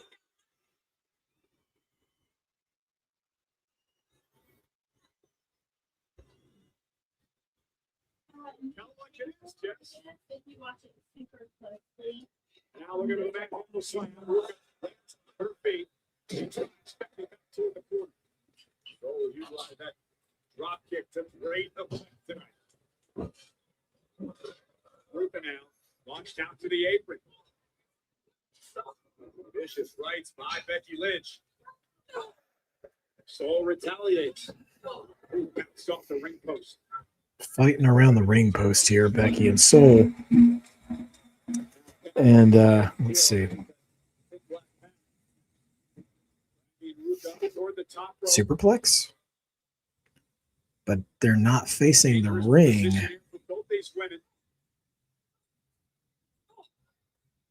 Was inclined to give the edge to Soul Ruca, the most short-footed of the two athletes. Remember her gymnastics background.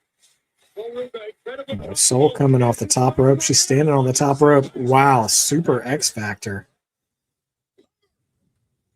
2.9.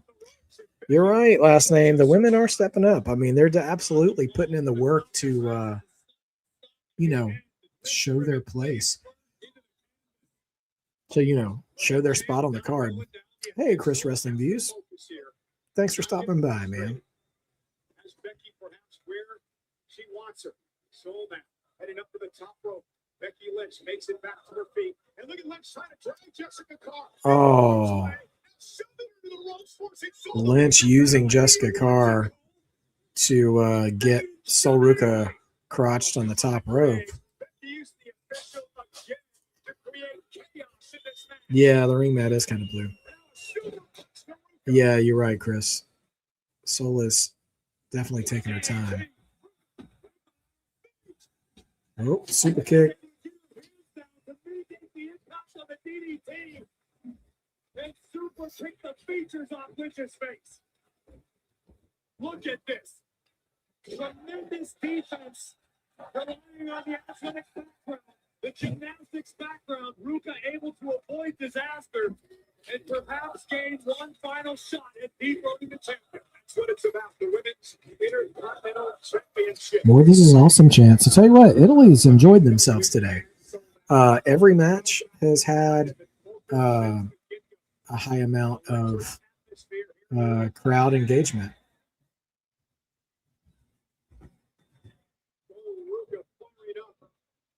Soul getting ready to dive. Oh my goodness. Tell you what, Soul, ooh, man, she about caught the ropes on that handspring. She's lucky it didn't end worse, but Soul still ability to maintain her momentum. Yeah, I agree, Sophie. If Oba and Brock go the ring breaking route, it has to be the last match of the night. Manhandle slam. Only two. Well, a ring collapse would require a ring rebuild if it's at any point in the show other than the end of the night. Gave Becky Lynch just enough time to adjust, to adapt, and deliver a So, manhandle slam. yeah, you have to time that out, schedule that out appropriately if that's what you're going to do. Well, Ruca now trying to drag herself back up. Becky into the corner. Becky. I don't know what Looking for the soul was Becky going to do, a soul snatcher, and now Soul with a manhandle slam. Oh, Soul almost wins the title with Becky's move.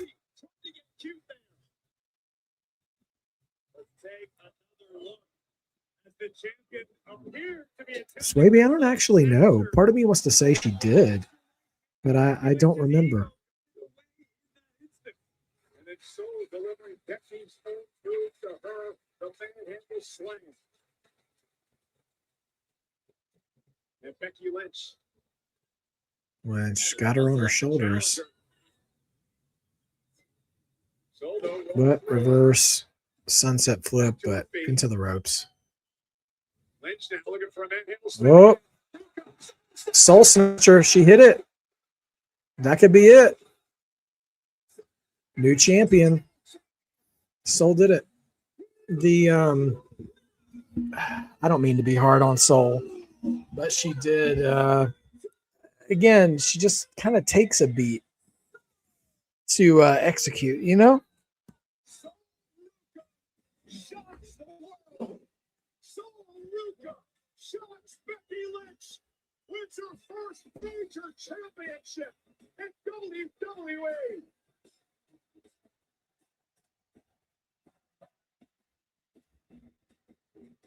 Okay.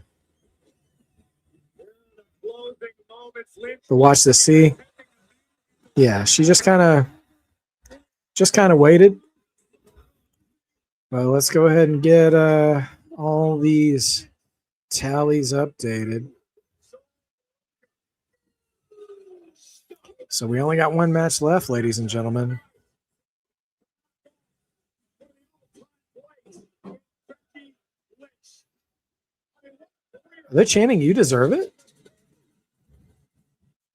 Soul Ruca now, Women's Intercontinental Champion. And yeah, the Soul Snatcher was executed cleanly. The biggest win in the young career of Soul Ruca. All right. Let's take a look. Soul Becky will be a tomorrow night, which gets underway on Netflix here in turn. 2 o'clock start time on the East Coast, 11 o'clock on the West Coast of the United States, 8 o'clock local time. And having fun here in the crowd tonight, none other than the young OG, Javon Evans. Oh, there's Javon. Tomorrow night, we start the King and Queen of the Ring tournaments. You have to wonder if Javon Evans will be a part of that. The winner of those tournaments, could it be Io Scott? EO. Big pop for EO. This is a bigger pop for EO than there was for Julia in Italy. Something to consider. Ethan Page. Big boost for Ethan Page.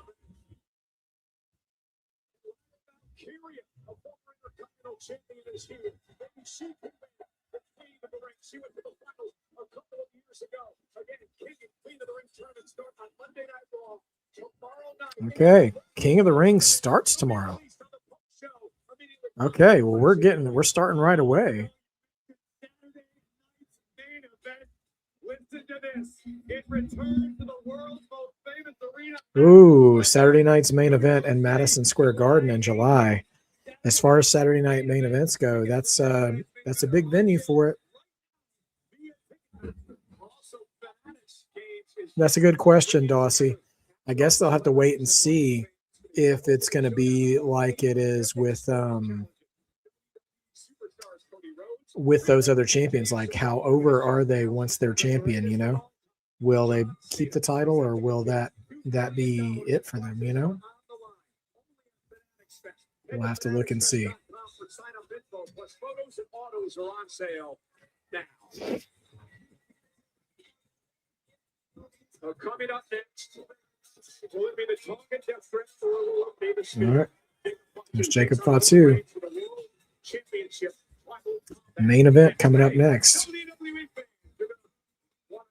going to want to miss the new Scary Movie coming out only in theaters this Friday. All lines will be crossed. Get your tickets right now. All right, here we go. We're here to drink, play bad music, do some half gay stuff. Why just half gay? I'm just so happy that the old gang is back together. I can't feel my face. Bro, you cook, son. Those faces still killing folks.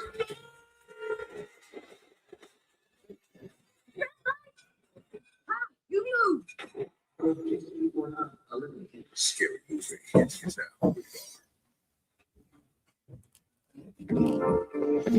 All right, we on commercial, ladies and gentlemen. So Sophie Dovey's still in the lead for our community chat championship, and A and I are co-prediction cup champions for Clash in Italy. So one more match. We all predicted Roman to retain. Will they do something really crazy for Jacob here? We'll have to wait and see, shall we? We will just have to wait and see. It'll be coming up soon, though. Coming up real soon. Our main event, Tribal Combat. So Sophie Dovey is currently in the lead. And let me see how many points. So let's see. But last name, they're 2 points behind. And let me see.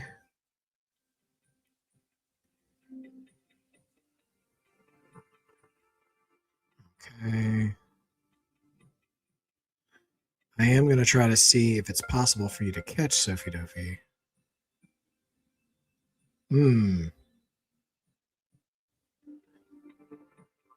It's going to be very close. It's going to definitely come down to what all happens in this match. That's for sure. Let's see.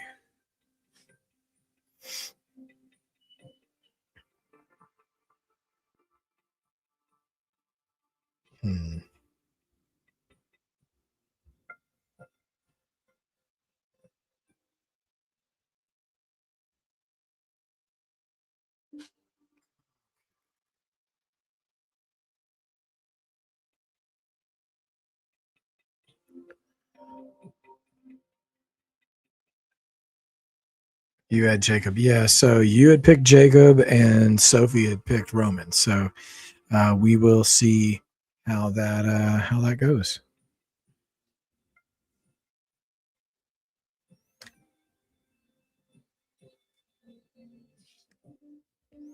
So I think it might hinge on it. I don't know if it hinges on who wins the match or not, but we'll see. We'll see what the scores are after I update it after the main event.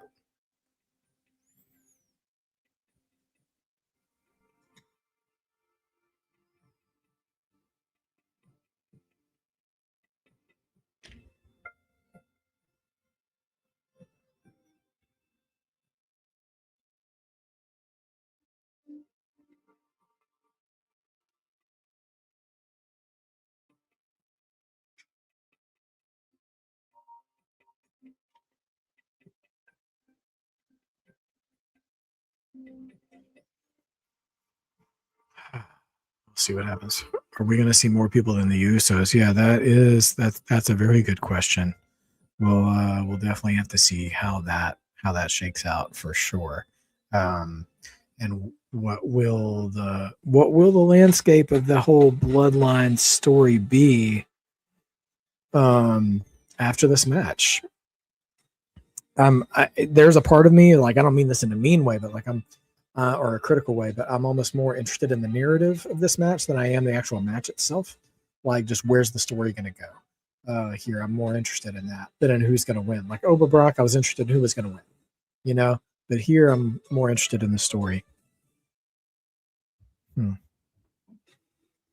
4 weeks, the next time we come to you on the ESPN app, we will be in Riyadh, Saudi All Arabia. right, June 27th for Riyadh, Saudi Arabia. Of champions, where we will crown the king and queen. And that's King and Queen of the Ring. Continue on SmackDown and Raw for the next couple of weeks. Oh, and Raw starts early tomorrow. Special start time on Netflix for Monday Night Raw tomorrow. And remember, the winners of the King and the Queen of the Ring tournament get championship opportunities at SummerSlam. The brackets for King and Queen of the Ring will be revealed on the Clash in Italy post show. Well, let's check in with our Italian announcers to hear their calls and excitement from tonight. Oh, these are the Italian call.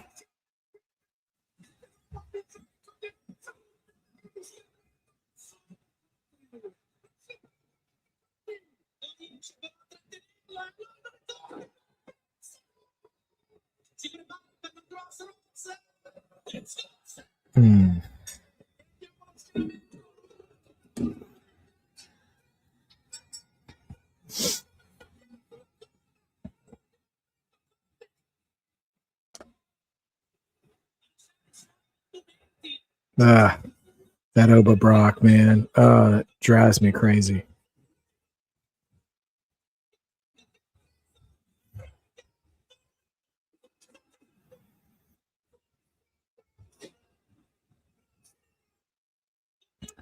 Well, I'll say this. It was definitely like the most that Brock could put over Oba by beating him. He ate more F5s than anybody ever has in a match and kicked out of more than anybody's ever done. But yeah, we'll see what happens here. With you. Cody Rhodes will join us live on the post show immediately following this. What most intrigues you about tribal combat? Look, Jacob Fatu has had a long and rocky road to get to this moment. All the keys to the kingdom are out there. An opportunity at a world championship, an opportunity at the Ulafala to have it all, to be the head of the table. If he wins here tonight, he changes his life forever. And on the flip side of that, can you imagine for Jacob Fatu if he gets not one, but 2 chances at the tribal chief and comes up short? What would that mean for the future of someone with so much potential in Jacob Fatu? Yeah, it is the ultimate way to settle the World Heavyweight Championship. Not just the title, but tribal comment. Roman and Jacob right now. Okay, main event time. In our family, we're equals. We're of the same blood. But in this ring, Jacob, you're gonna need me. The title. I told you, I ain't gonna get title. That's look at Roman. Just realize I'm on gas. No place with it. You know what I mean? 5, 2. I will be dead if there is no respect to be had in this business for me. There's got to be some kind of honor system amongst our family. Ask to acknowledge me. We are the biggest of this business. And if he can't have the respect for his own family, if there's not respect for him, there will never be respect on the outside. If you don't acknowledge me, this is I have to be to acknowledge me. How me? It's completely gone off the deep end. Do you think Jey Uso may turn on Roman? It's possible that the Usos could align with Jacob instead of Roman. That would be a shock, I think. We'll see what happens. You'll do anything it takes to save your family. Was acknowledging the chopper team, man. What? They're about to fire your ass. You got in prison now.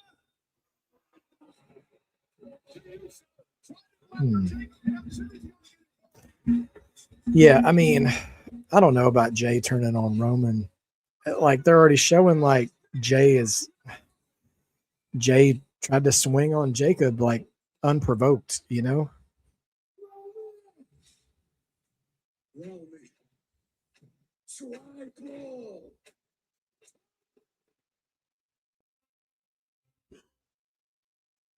I accept. The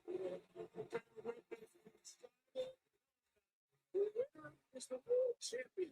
And is also the head of the table, the tribal chief. It's time for a change. That backlash that you win by the code of the bloodline.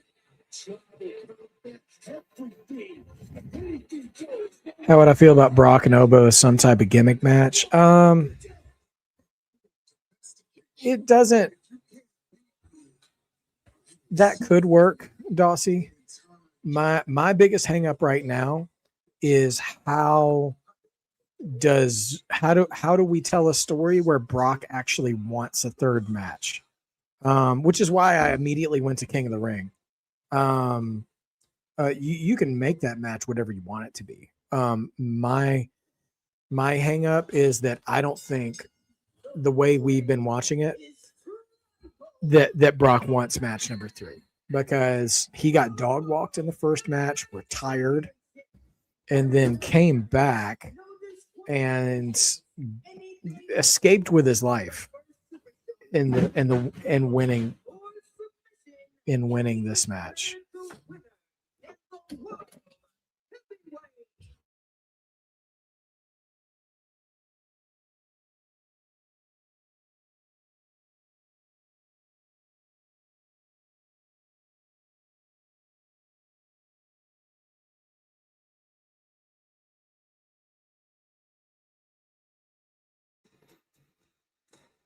But yeah, Dossie, I think once we make sense of other than it will be awesome, once we make story sense of why we would get a third match, then that both men would agree to.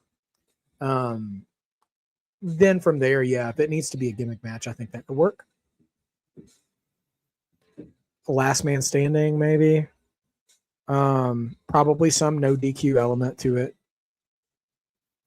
All right, here comes Jacob. Jacob looking ready for combat, man.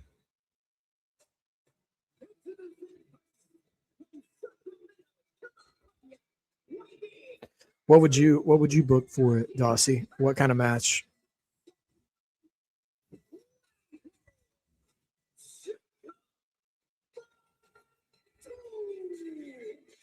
After his loss in backlash, Jacob Fatu had a front call, and he played.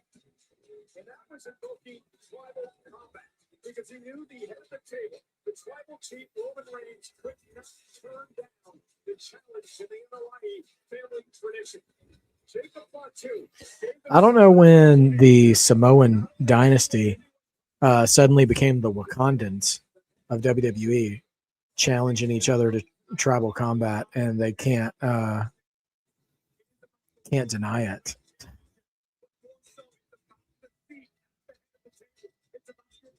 Yeah, Swaby, Sacramento.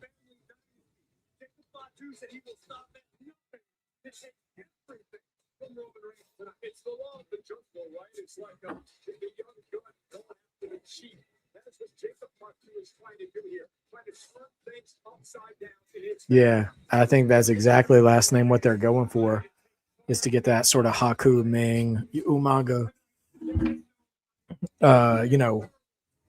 wild man, loose cannon, if you will, vibe. Just a little unhinged. I feel like this crowd's going to explode for Roman, though.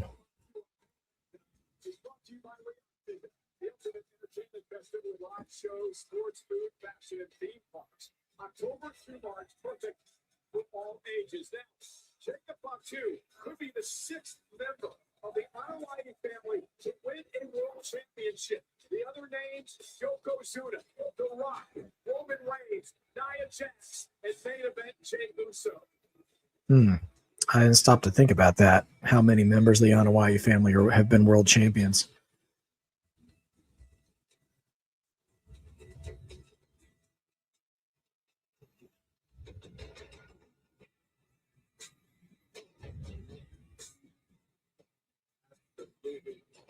Look in the eye of Samoan werewolf.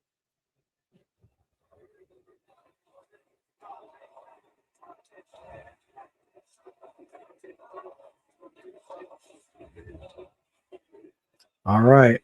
Listen to this crowd, man.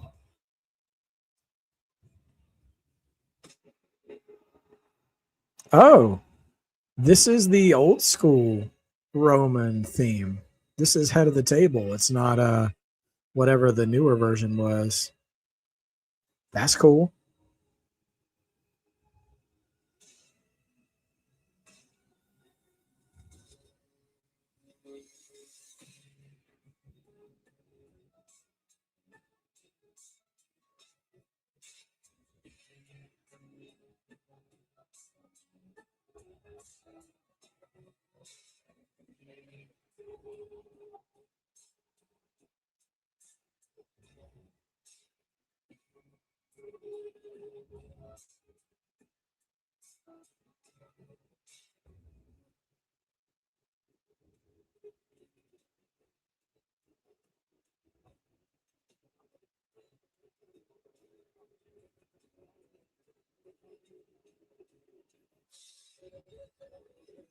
Cool to follow.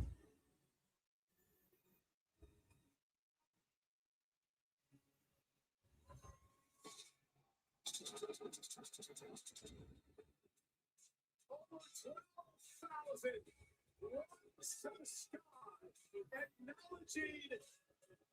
the tribal chief, Roman Reigns adored for the rule of power, which symbolizes his place at the table.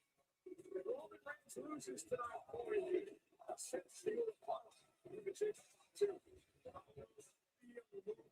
All right, let's do this. Okay, Swaby, thanks for pointing that out. So since WrestleMania, to be fair, that's on me. I have not watched a lot of Roman entrances since then, and I guess I didn't notice at Backlash when he faced Jacob the first time. I kind of dig that tribal elbow pad he's got there on his left arm. That's kind of dope.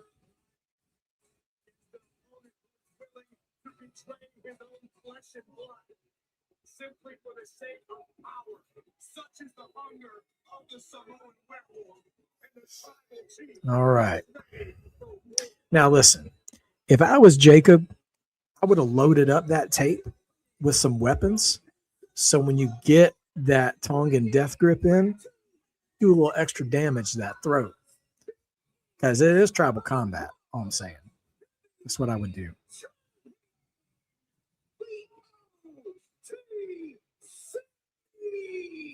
I know OTC is, original tribal chief or whatever. Whenever I hear OTC, though, I think about over-the-counter prescriptions. Oh, gosh. Peep the sign from the clown. One on the crown said, on a sign to Fatu loses, we riot. Ain't nobody going to be rioting. This crowd's too into this product to riot.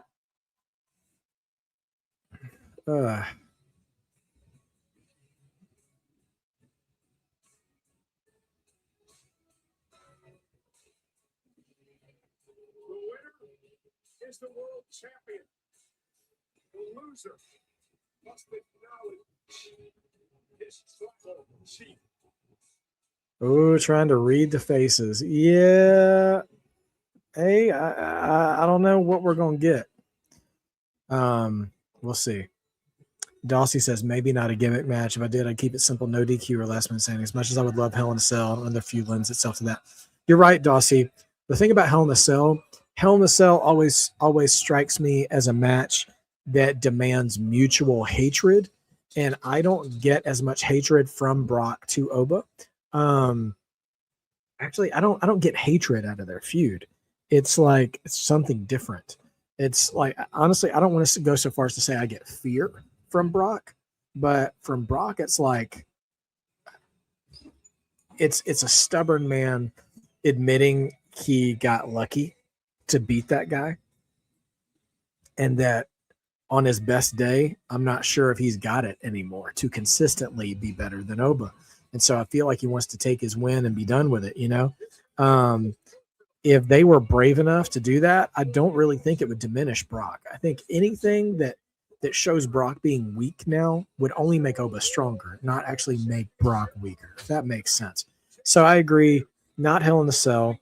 Cage match might not be the worst thing, but not a full-on Hell in a Cell.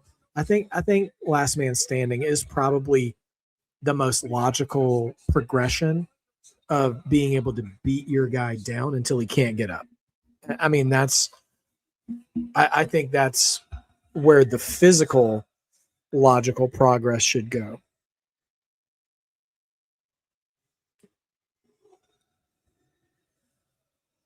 Italy is loud, but I don't know what they're singing. Roman's just nodding along, and Jacob's like, I don't know what y'all saying.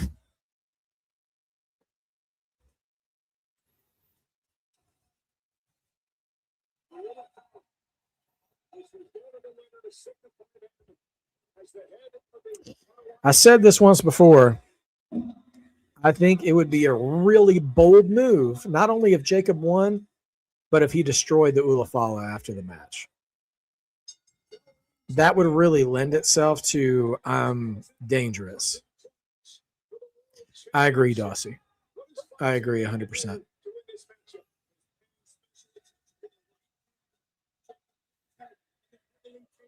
Seth Rollins supposed to see him CM Punk, but not just Hell in a Cell. Right, Swaby. Yeah, Hell in a Cell should be reserved for people who hate. Drew and Punk. You know, Cody and Seth in that one feud. Yeah. True hatred that cannot be contained.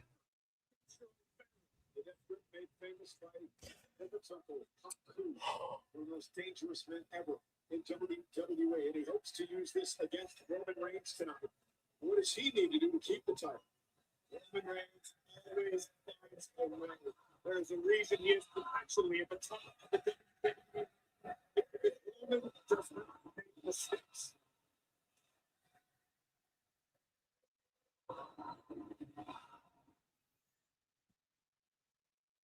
I'll tell you what, crowd's been hot all night. So let's give Italy their props for making a great show. They are making this match feel as big as it should be. Reigns realizes he's in there with a hothead, a fiery Jacob Fatu. I would expect Roman to attempt to utilize that against Jacob Fatu. All right.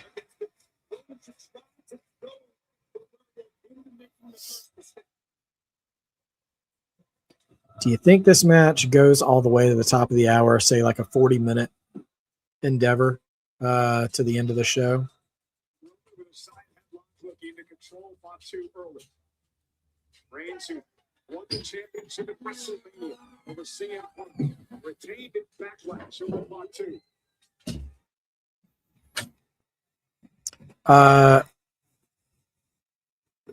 Sophie Dophie, I'm going to have to verify in calculation once the match is over. I know it's very close because I think that Uso bonus question might be a difference maker. I'm not sure. So I don't want to commit to that without knowing for sure. So I'll update the prediction totals, but you are still in the lead going into this match. And you and Last Name were first and second right now, and you picked different people to win this match. So we'll see what happens.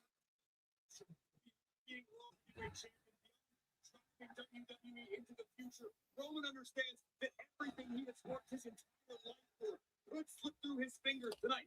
Roman may have to go home after this trip and look at his wife, look at his children, and say, "Have it all. We have it all." Roman survived in Backlash. Yeah, we're looking at another episode of Raw type of runtime for this show, which I'm not super crazy about, but we might get 3 hours out of it. Depends on how long this match goes.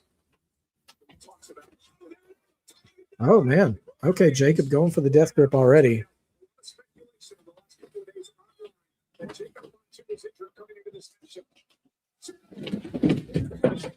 Suicide dive with a full name. Looks like they're Samoan werewolf 100% and locked in on the casket.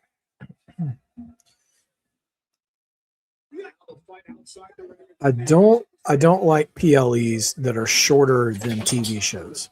So as long as SmackDown is 3 hours, I don't like a PLE that's less than 3 hours. I think 3 is right in the sweet spot.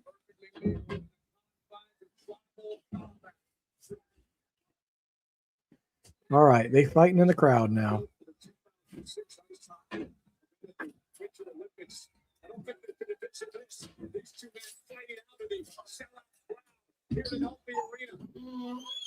Oh, this was built for the Winter Olympics. Okay. That's good to know. That explains a little bit about the setup.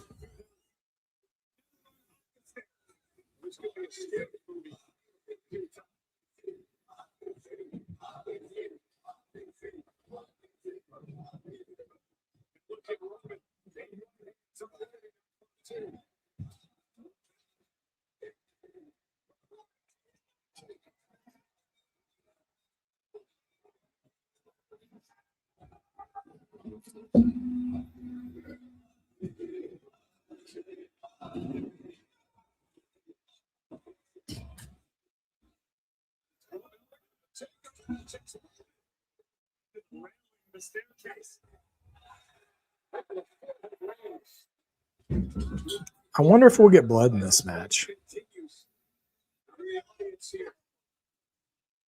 Jacob delivering the trademark Samoan plus. Being struck with a cinema each and every time.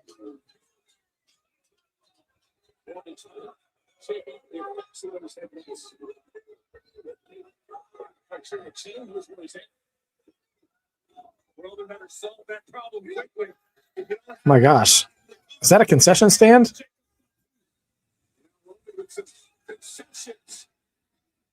Just clocked him with an ice bucket.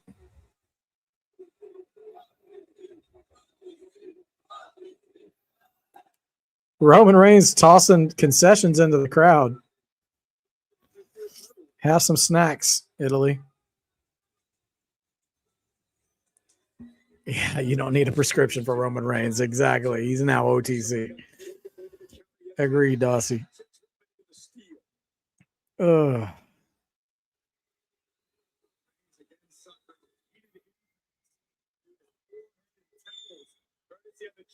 Jacob Fatu. We promised that this matchup would be brutal, and it has been thus far. Now making their way back here toward the ringside area. Roman sent back into over the barricade into the floor. Into the timekeeper's area now is Fatu. Yeah, take it out of Roman's check. Not sure what he's looking for. Hopefully don't take it out of the check out of any of the workers, you know? That was directed at the official, Jason Ayers. Oh gosh, chanting for tables already. Y'all know y'all gonna get tables before this match is over. Just be patient.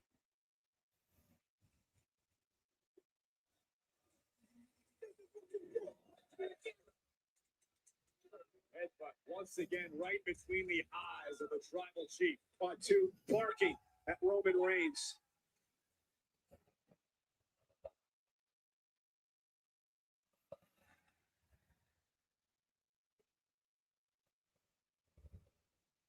Look at those eyes. We called them feral earlier on. Great description. And look at this Roman down. Roman came around the side and caught Fatu. Took a little too much time. Luxury never afforded when you're dealing with All right, Roman back in charge here.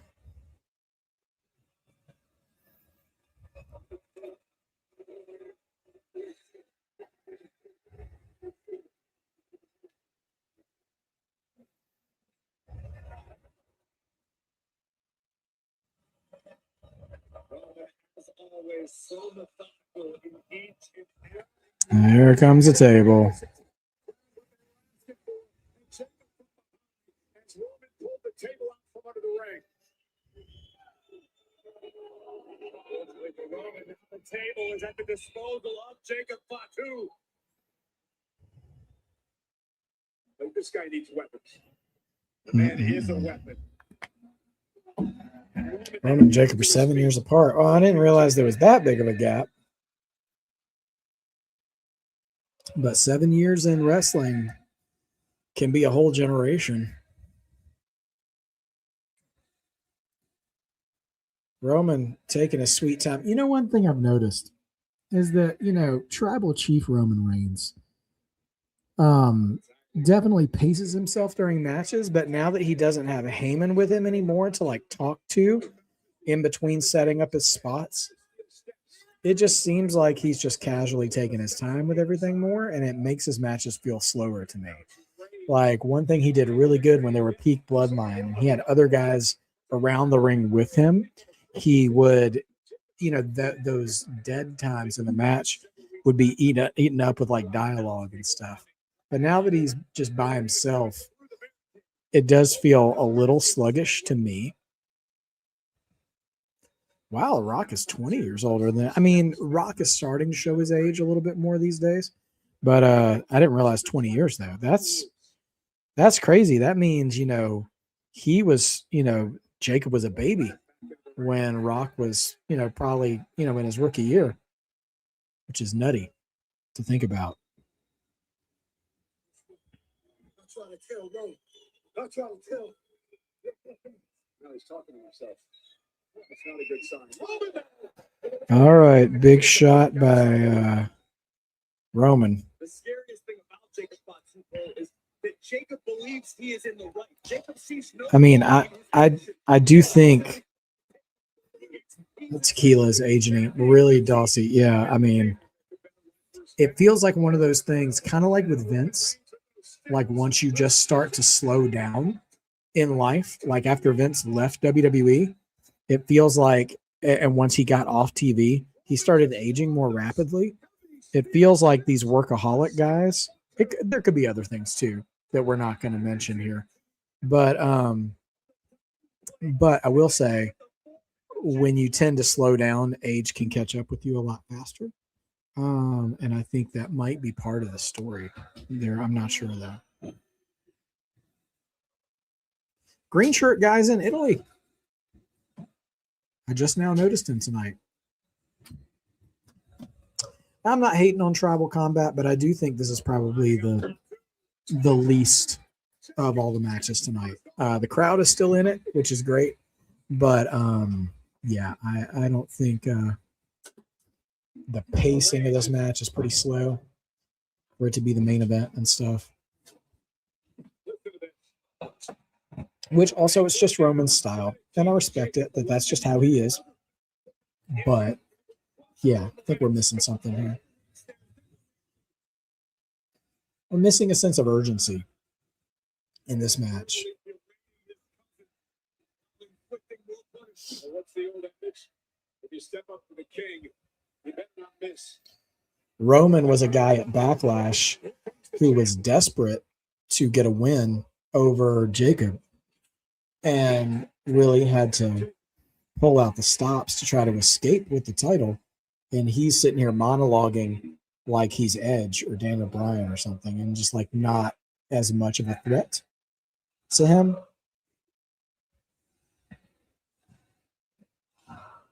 And Jacob just doesn't come off as dangerous to me. Or dangerous to Roman.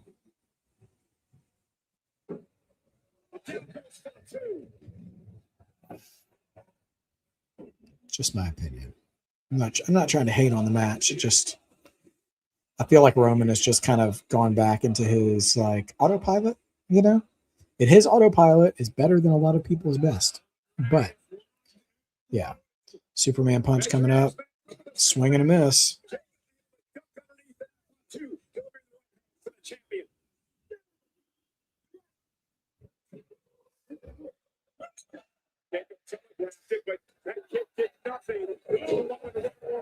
All right, Jacob now. This is what he means when he says, "All gas, no brakes." Last flash in the corner.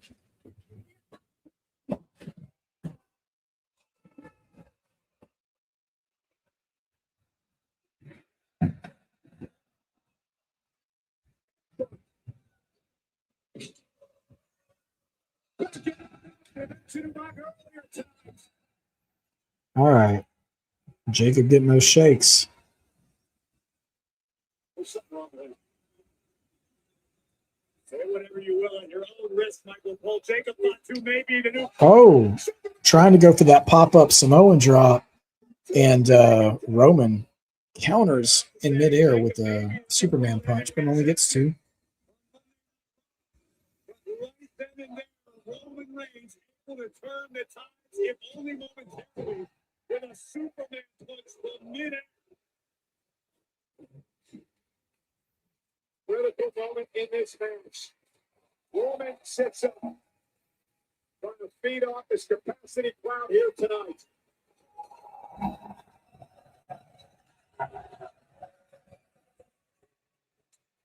Yeah, I agree, Dossie. There's nothing tribal about this. You just might as well made the Ulafala another title. Yeah.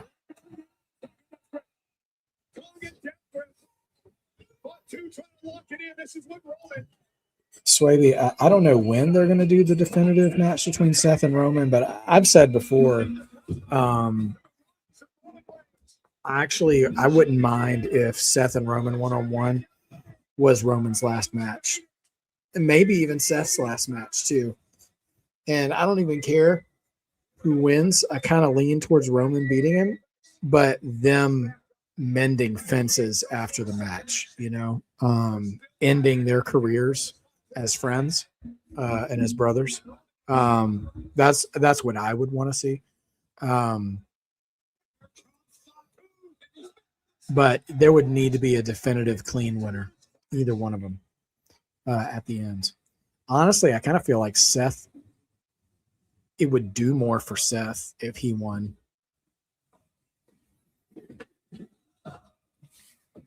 Because Roman will always be Roman, and what if there was just one guy Roman could never beat? Tell you what, Italy has been a generous crowd tonight. Jacob kind of under the ring apron. Does he have something in his? Nope, nothing in his hands.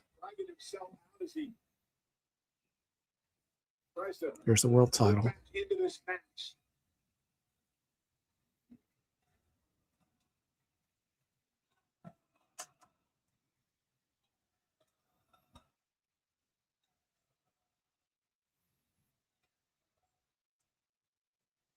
Chanting for Roman here. Swaby, how would you book the final Seth and Roman match?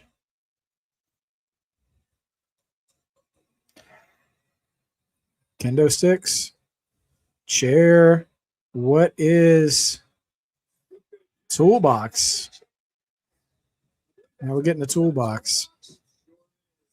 Hey, Shimonica, I'm not sure what you missed. Brock did beat Oba. It took him like 6 F5s. Oh, man. Slammed the toolbox on the hand of Jacob Fatu. Sol Ruca's the new Intercontinental Champion. Okay. Yeah. So Brock beat Oba. I mean, he just barely beat him. And it took him like 6 F5s. And then Sol Ruca is the new Intercontinental Champion. She got her Soul Snatcher clean on Becky and is a new IC champ. And Tribal Combat is going on right now. Roman currently in control. And it's been, for me, Tribal Combat match has been okay. Yeah. Enzo, man. Enzo was a really good promo, but that's about it.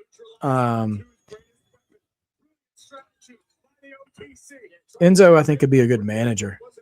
But honestly, NXT might be the best place for him. Or a AAA. Not the main roster, though, I don't think, unless he's going to be like a comedy character.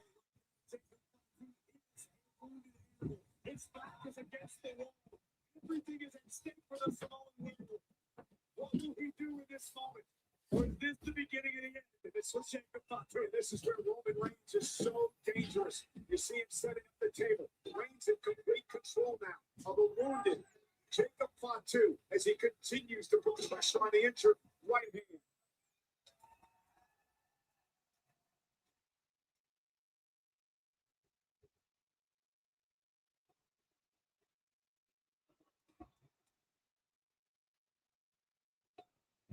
We got a table set up in the corner.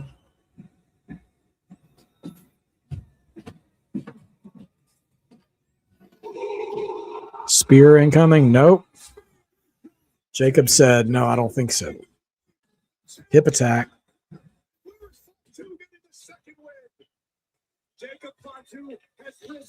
Yeah, Enzo's a good promo, not a great wrestler. And you'd have to be very careful and strategic who you would put him with. Do I think Drew could come back? I mean, maybe. But who's he going to help? Like, because he's not going to help either one. He doesn't like either one of them. I think he really doesn't like Jacob. So I'm guessing he would attack Jacob. But it was a clash. It was Clash in Scotland where he had the title match with Roman, and it was Solo's debut. They got him. Yes, Swaby, I agree. Seth versus Roman sells itself. Doesn't need to be a title match. You and I are on the same page on that one.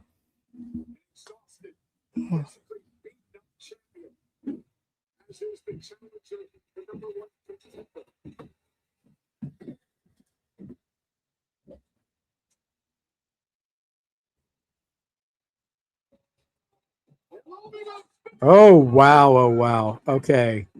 Big spear from Roman to Jacob through the barricade. The barricade collapses and also tramples a couple of security guards who look like indie guys, but still big spot there.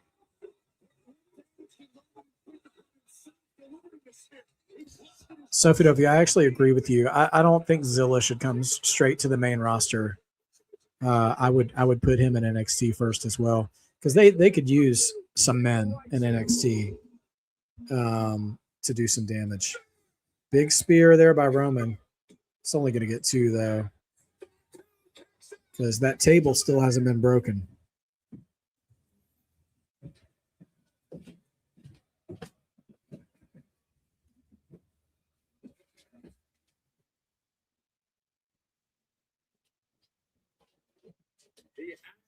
I know Chris Wrestling Views. I mean, they got trampled by that barricade. We're going to see it here. Jeez, these poor guys. I hope they got a bonus. That one guy trampled, took a back bump there. Oof. Jacob Fatu shocks everyone by surviving.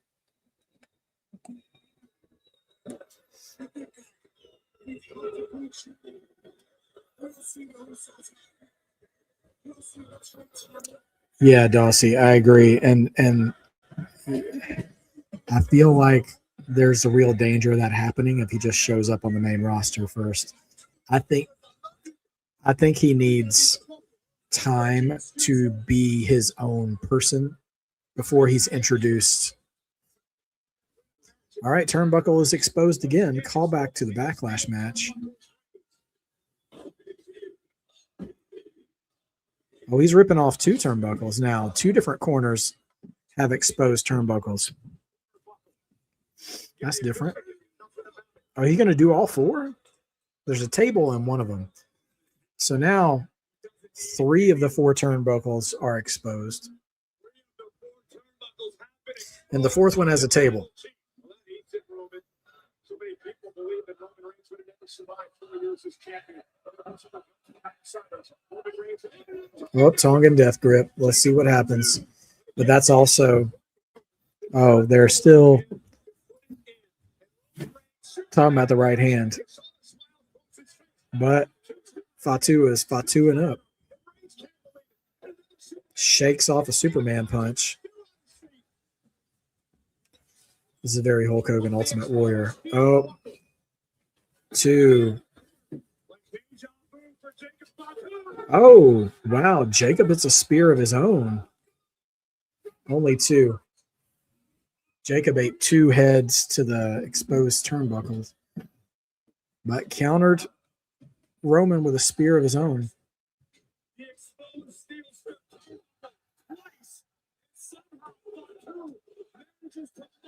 Jacob speared himself out of his shoes on that one.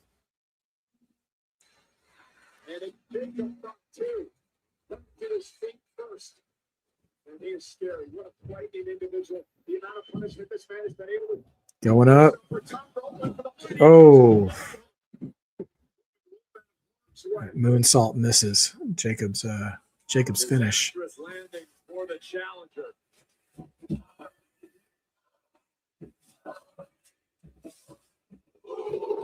Spear coming. Nope. Pop-up Samoan drop. Now Jacob trips. They going up to his moonsault. Nails him. Is Michael Cole calling it the Mighty Moonsault? That feels like a very new generation era name for a finisher. I want to see a different angle, but I think we've seen that classic tribal chief in Roman Reigns. That was his MO back when he was the champion over 4 years. Not sure if he got it or not. It was hard for us to see at this angle. Roman kicks out at 2.9. Commentary debating on whether or not he hit a low blow during the kick out.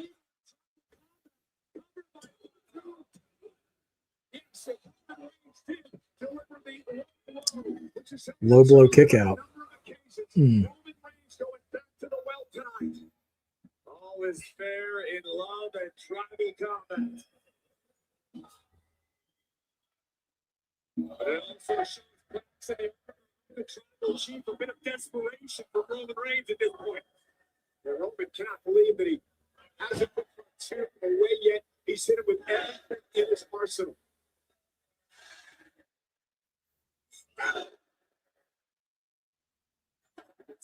Two wins each and every time. The right hand. Thanks to the damage inflicted by He sure does last name. You're right about that. All right, just exchanging hands here. Trying to go for the tongue and death grip again.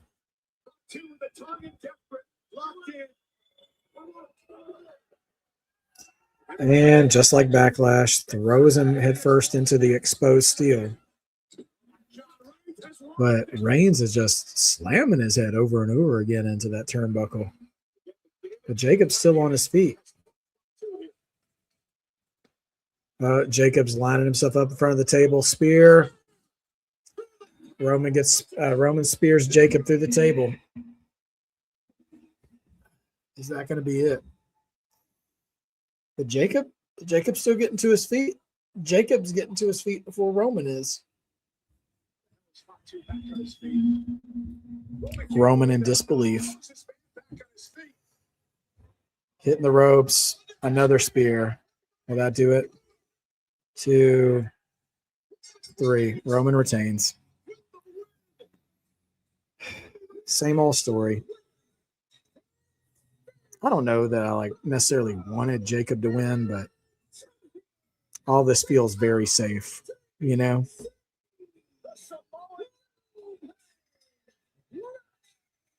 All right. Well, both me and A, it's official, are co-champions. And Roman is still the world champion. Let me go ahead and we didn't get any interference. We didn't get any interference in this match. So let's go ahead and update everything.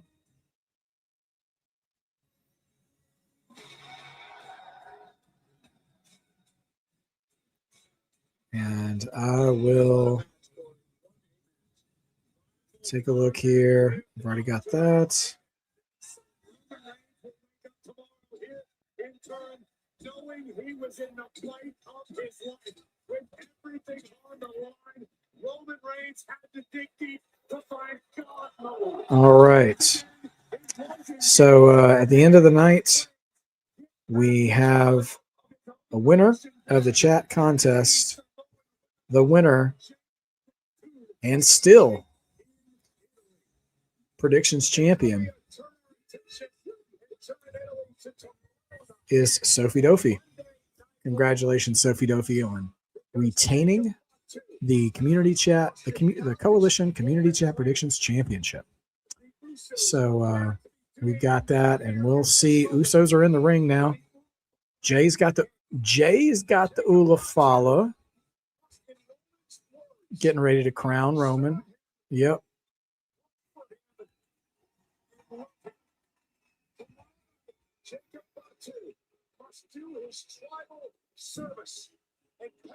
So they're pitching to Raw tomorrow for Jacob actually acknowledging Roman.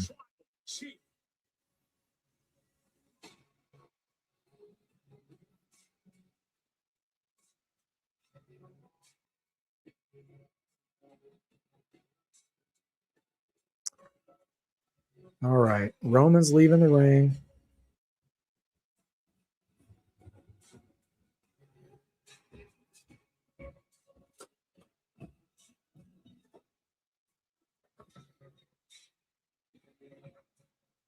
Jacob's back on his feet, but the Usos have left the ring, and Jacob drops to a knee again. Jacob's still in the ring, but Usos and Roman are both out of the ring. We gonna see anything here? Do I think Stand and Deliver will be in Saudi? No, Shamanika, I don't. Oh, Solo and Tama and Tala are in the crowd.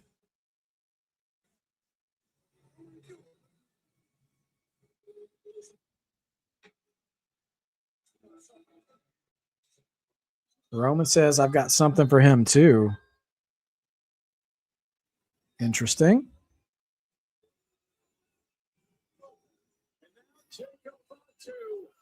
Now Jacob leaves. Jacob also looking at Solo in the MFTs.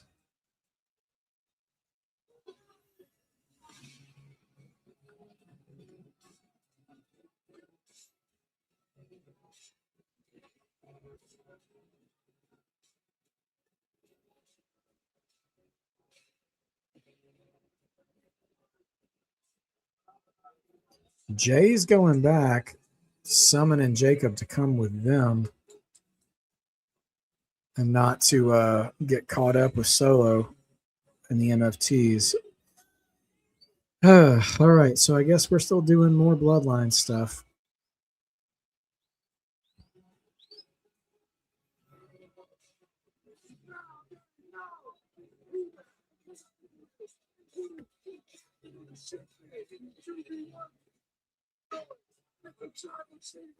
Okay, well, that's that, everybody. That is Clash in Italy. So thank you guys for joining me for that. I always appreciate everybody's involvement and participation and engagement and stuff. Listen, solid show. Great crowd all night. Honestly, I think it was a really great card.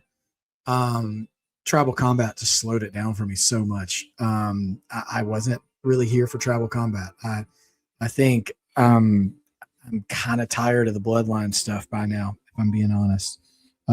It has not been the same since Roman lost to Cody at WrestleMania 40 for me. That I will say, well, actually, it hasn't been the same since Roman beat Solo on the Netflix debut. And since then, like, it just has not hit the same way. And but they're still doing this. They're still doing this, and it just feels like they won't take any chances. Like, they won't have Jay try to take over. They won't have Jacob try to take over. It's just kind of, yeah. I don't know, it's a little back to the well for me. But the rest of the show was really good. Cody and Gunther can still continue. Oba and Brock still probably going to continue. Rhea and Jade, we'll see what happens there. And, congratulations to Sol Ruca, new Intercontinental Champion. So, crowd really amped that show up, and they were great. But as for everything else, you guys, thanks for joining me. And Raw is coming on early tomorrow. So, if you're around, take a look at that for sure. And otherwise, between now and then, make sure you guys be good to each other. And if I don't see you tomorrow during Raw, I'll see you during NXT on Tuesday. But from now on, man, don't forget to be a mark. Congratulations, Sophie Dofi, on retaining your championship.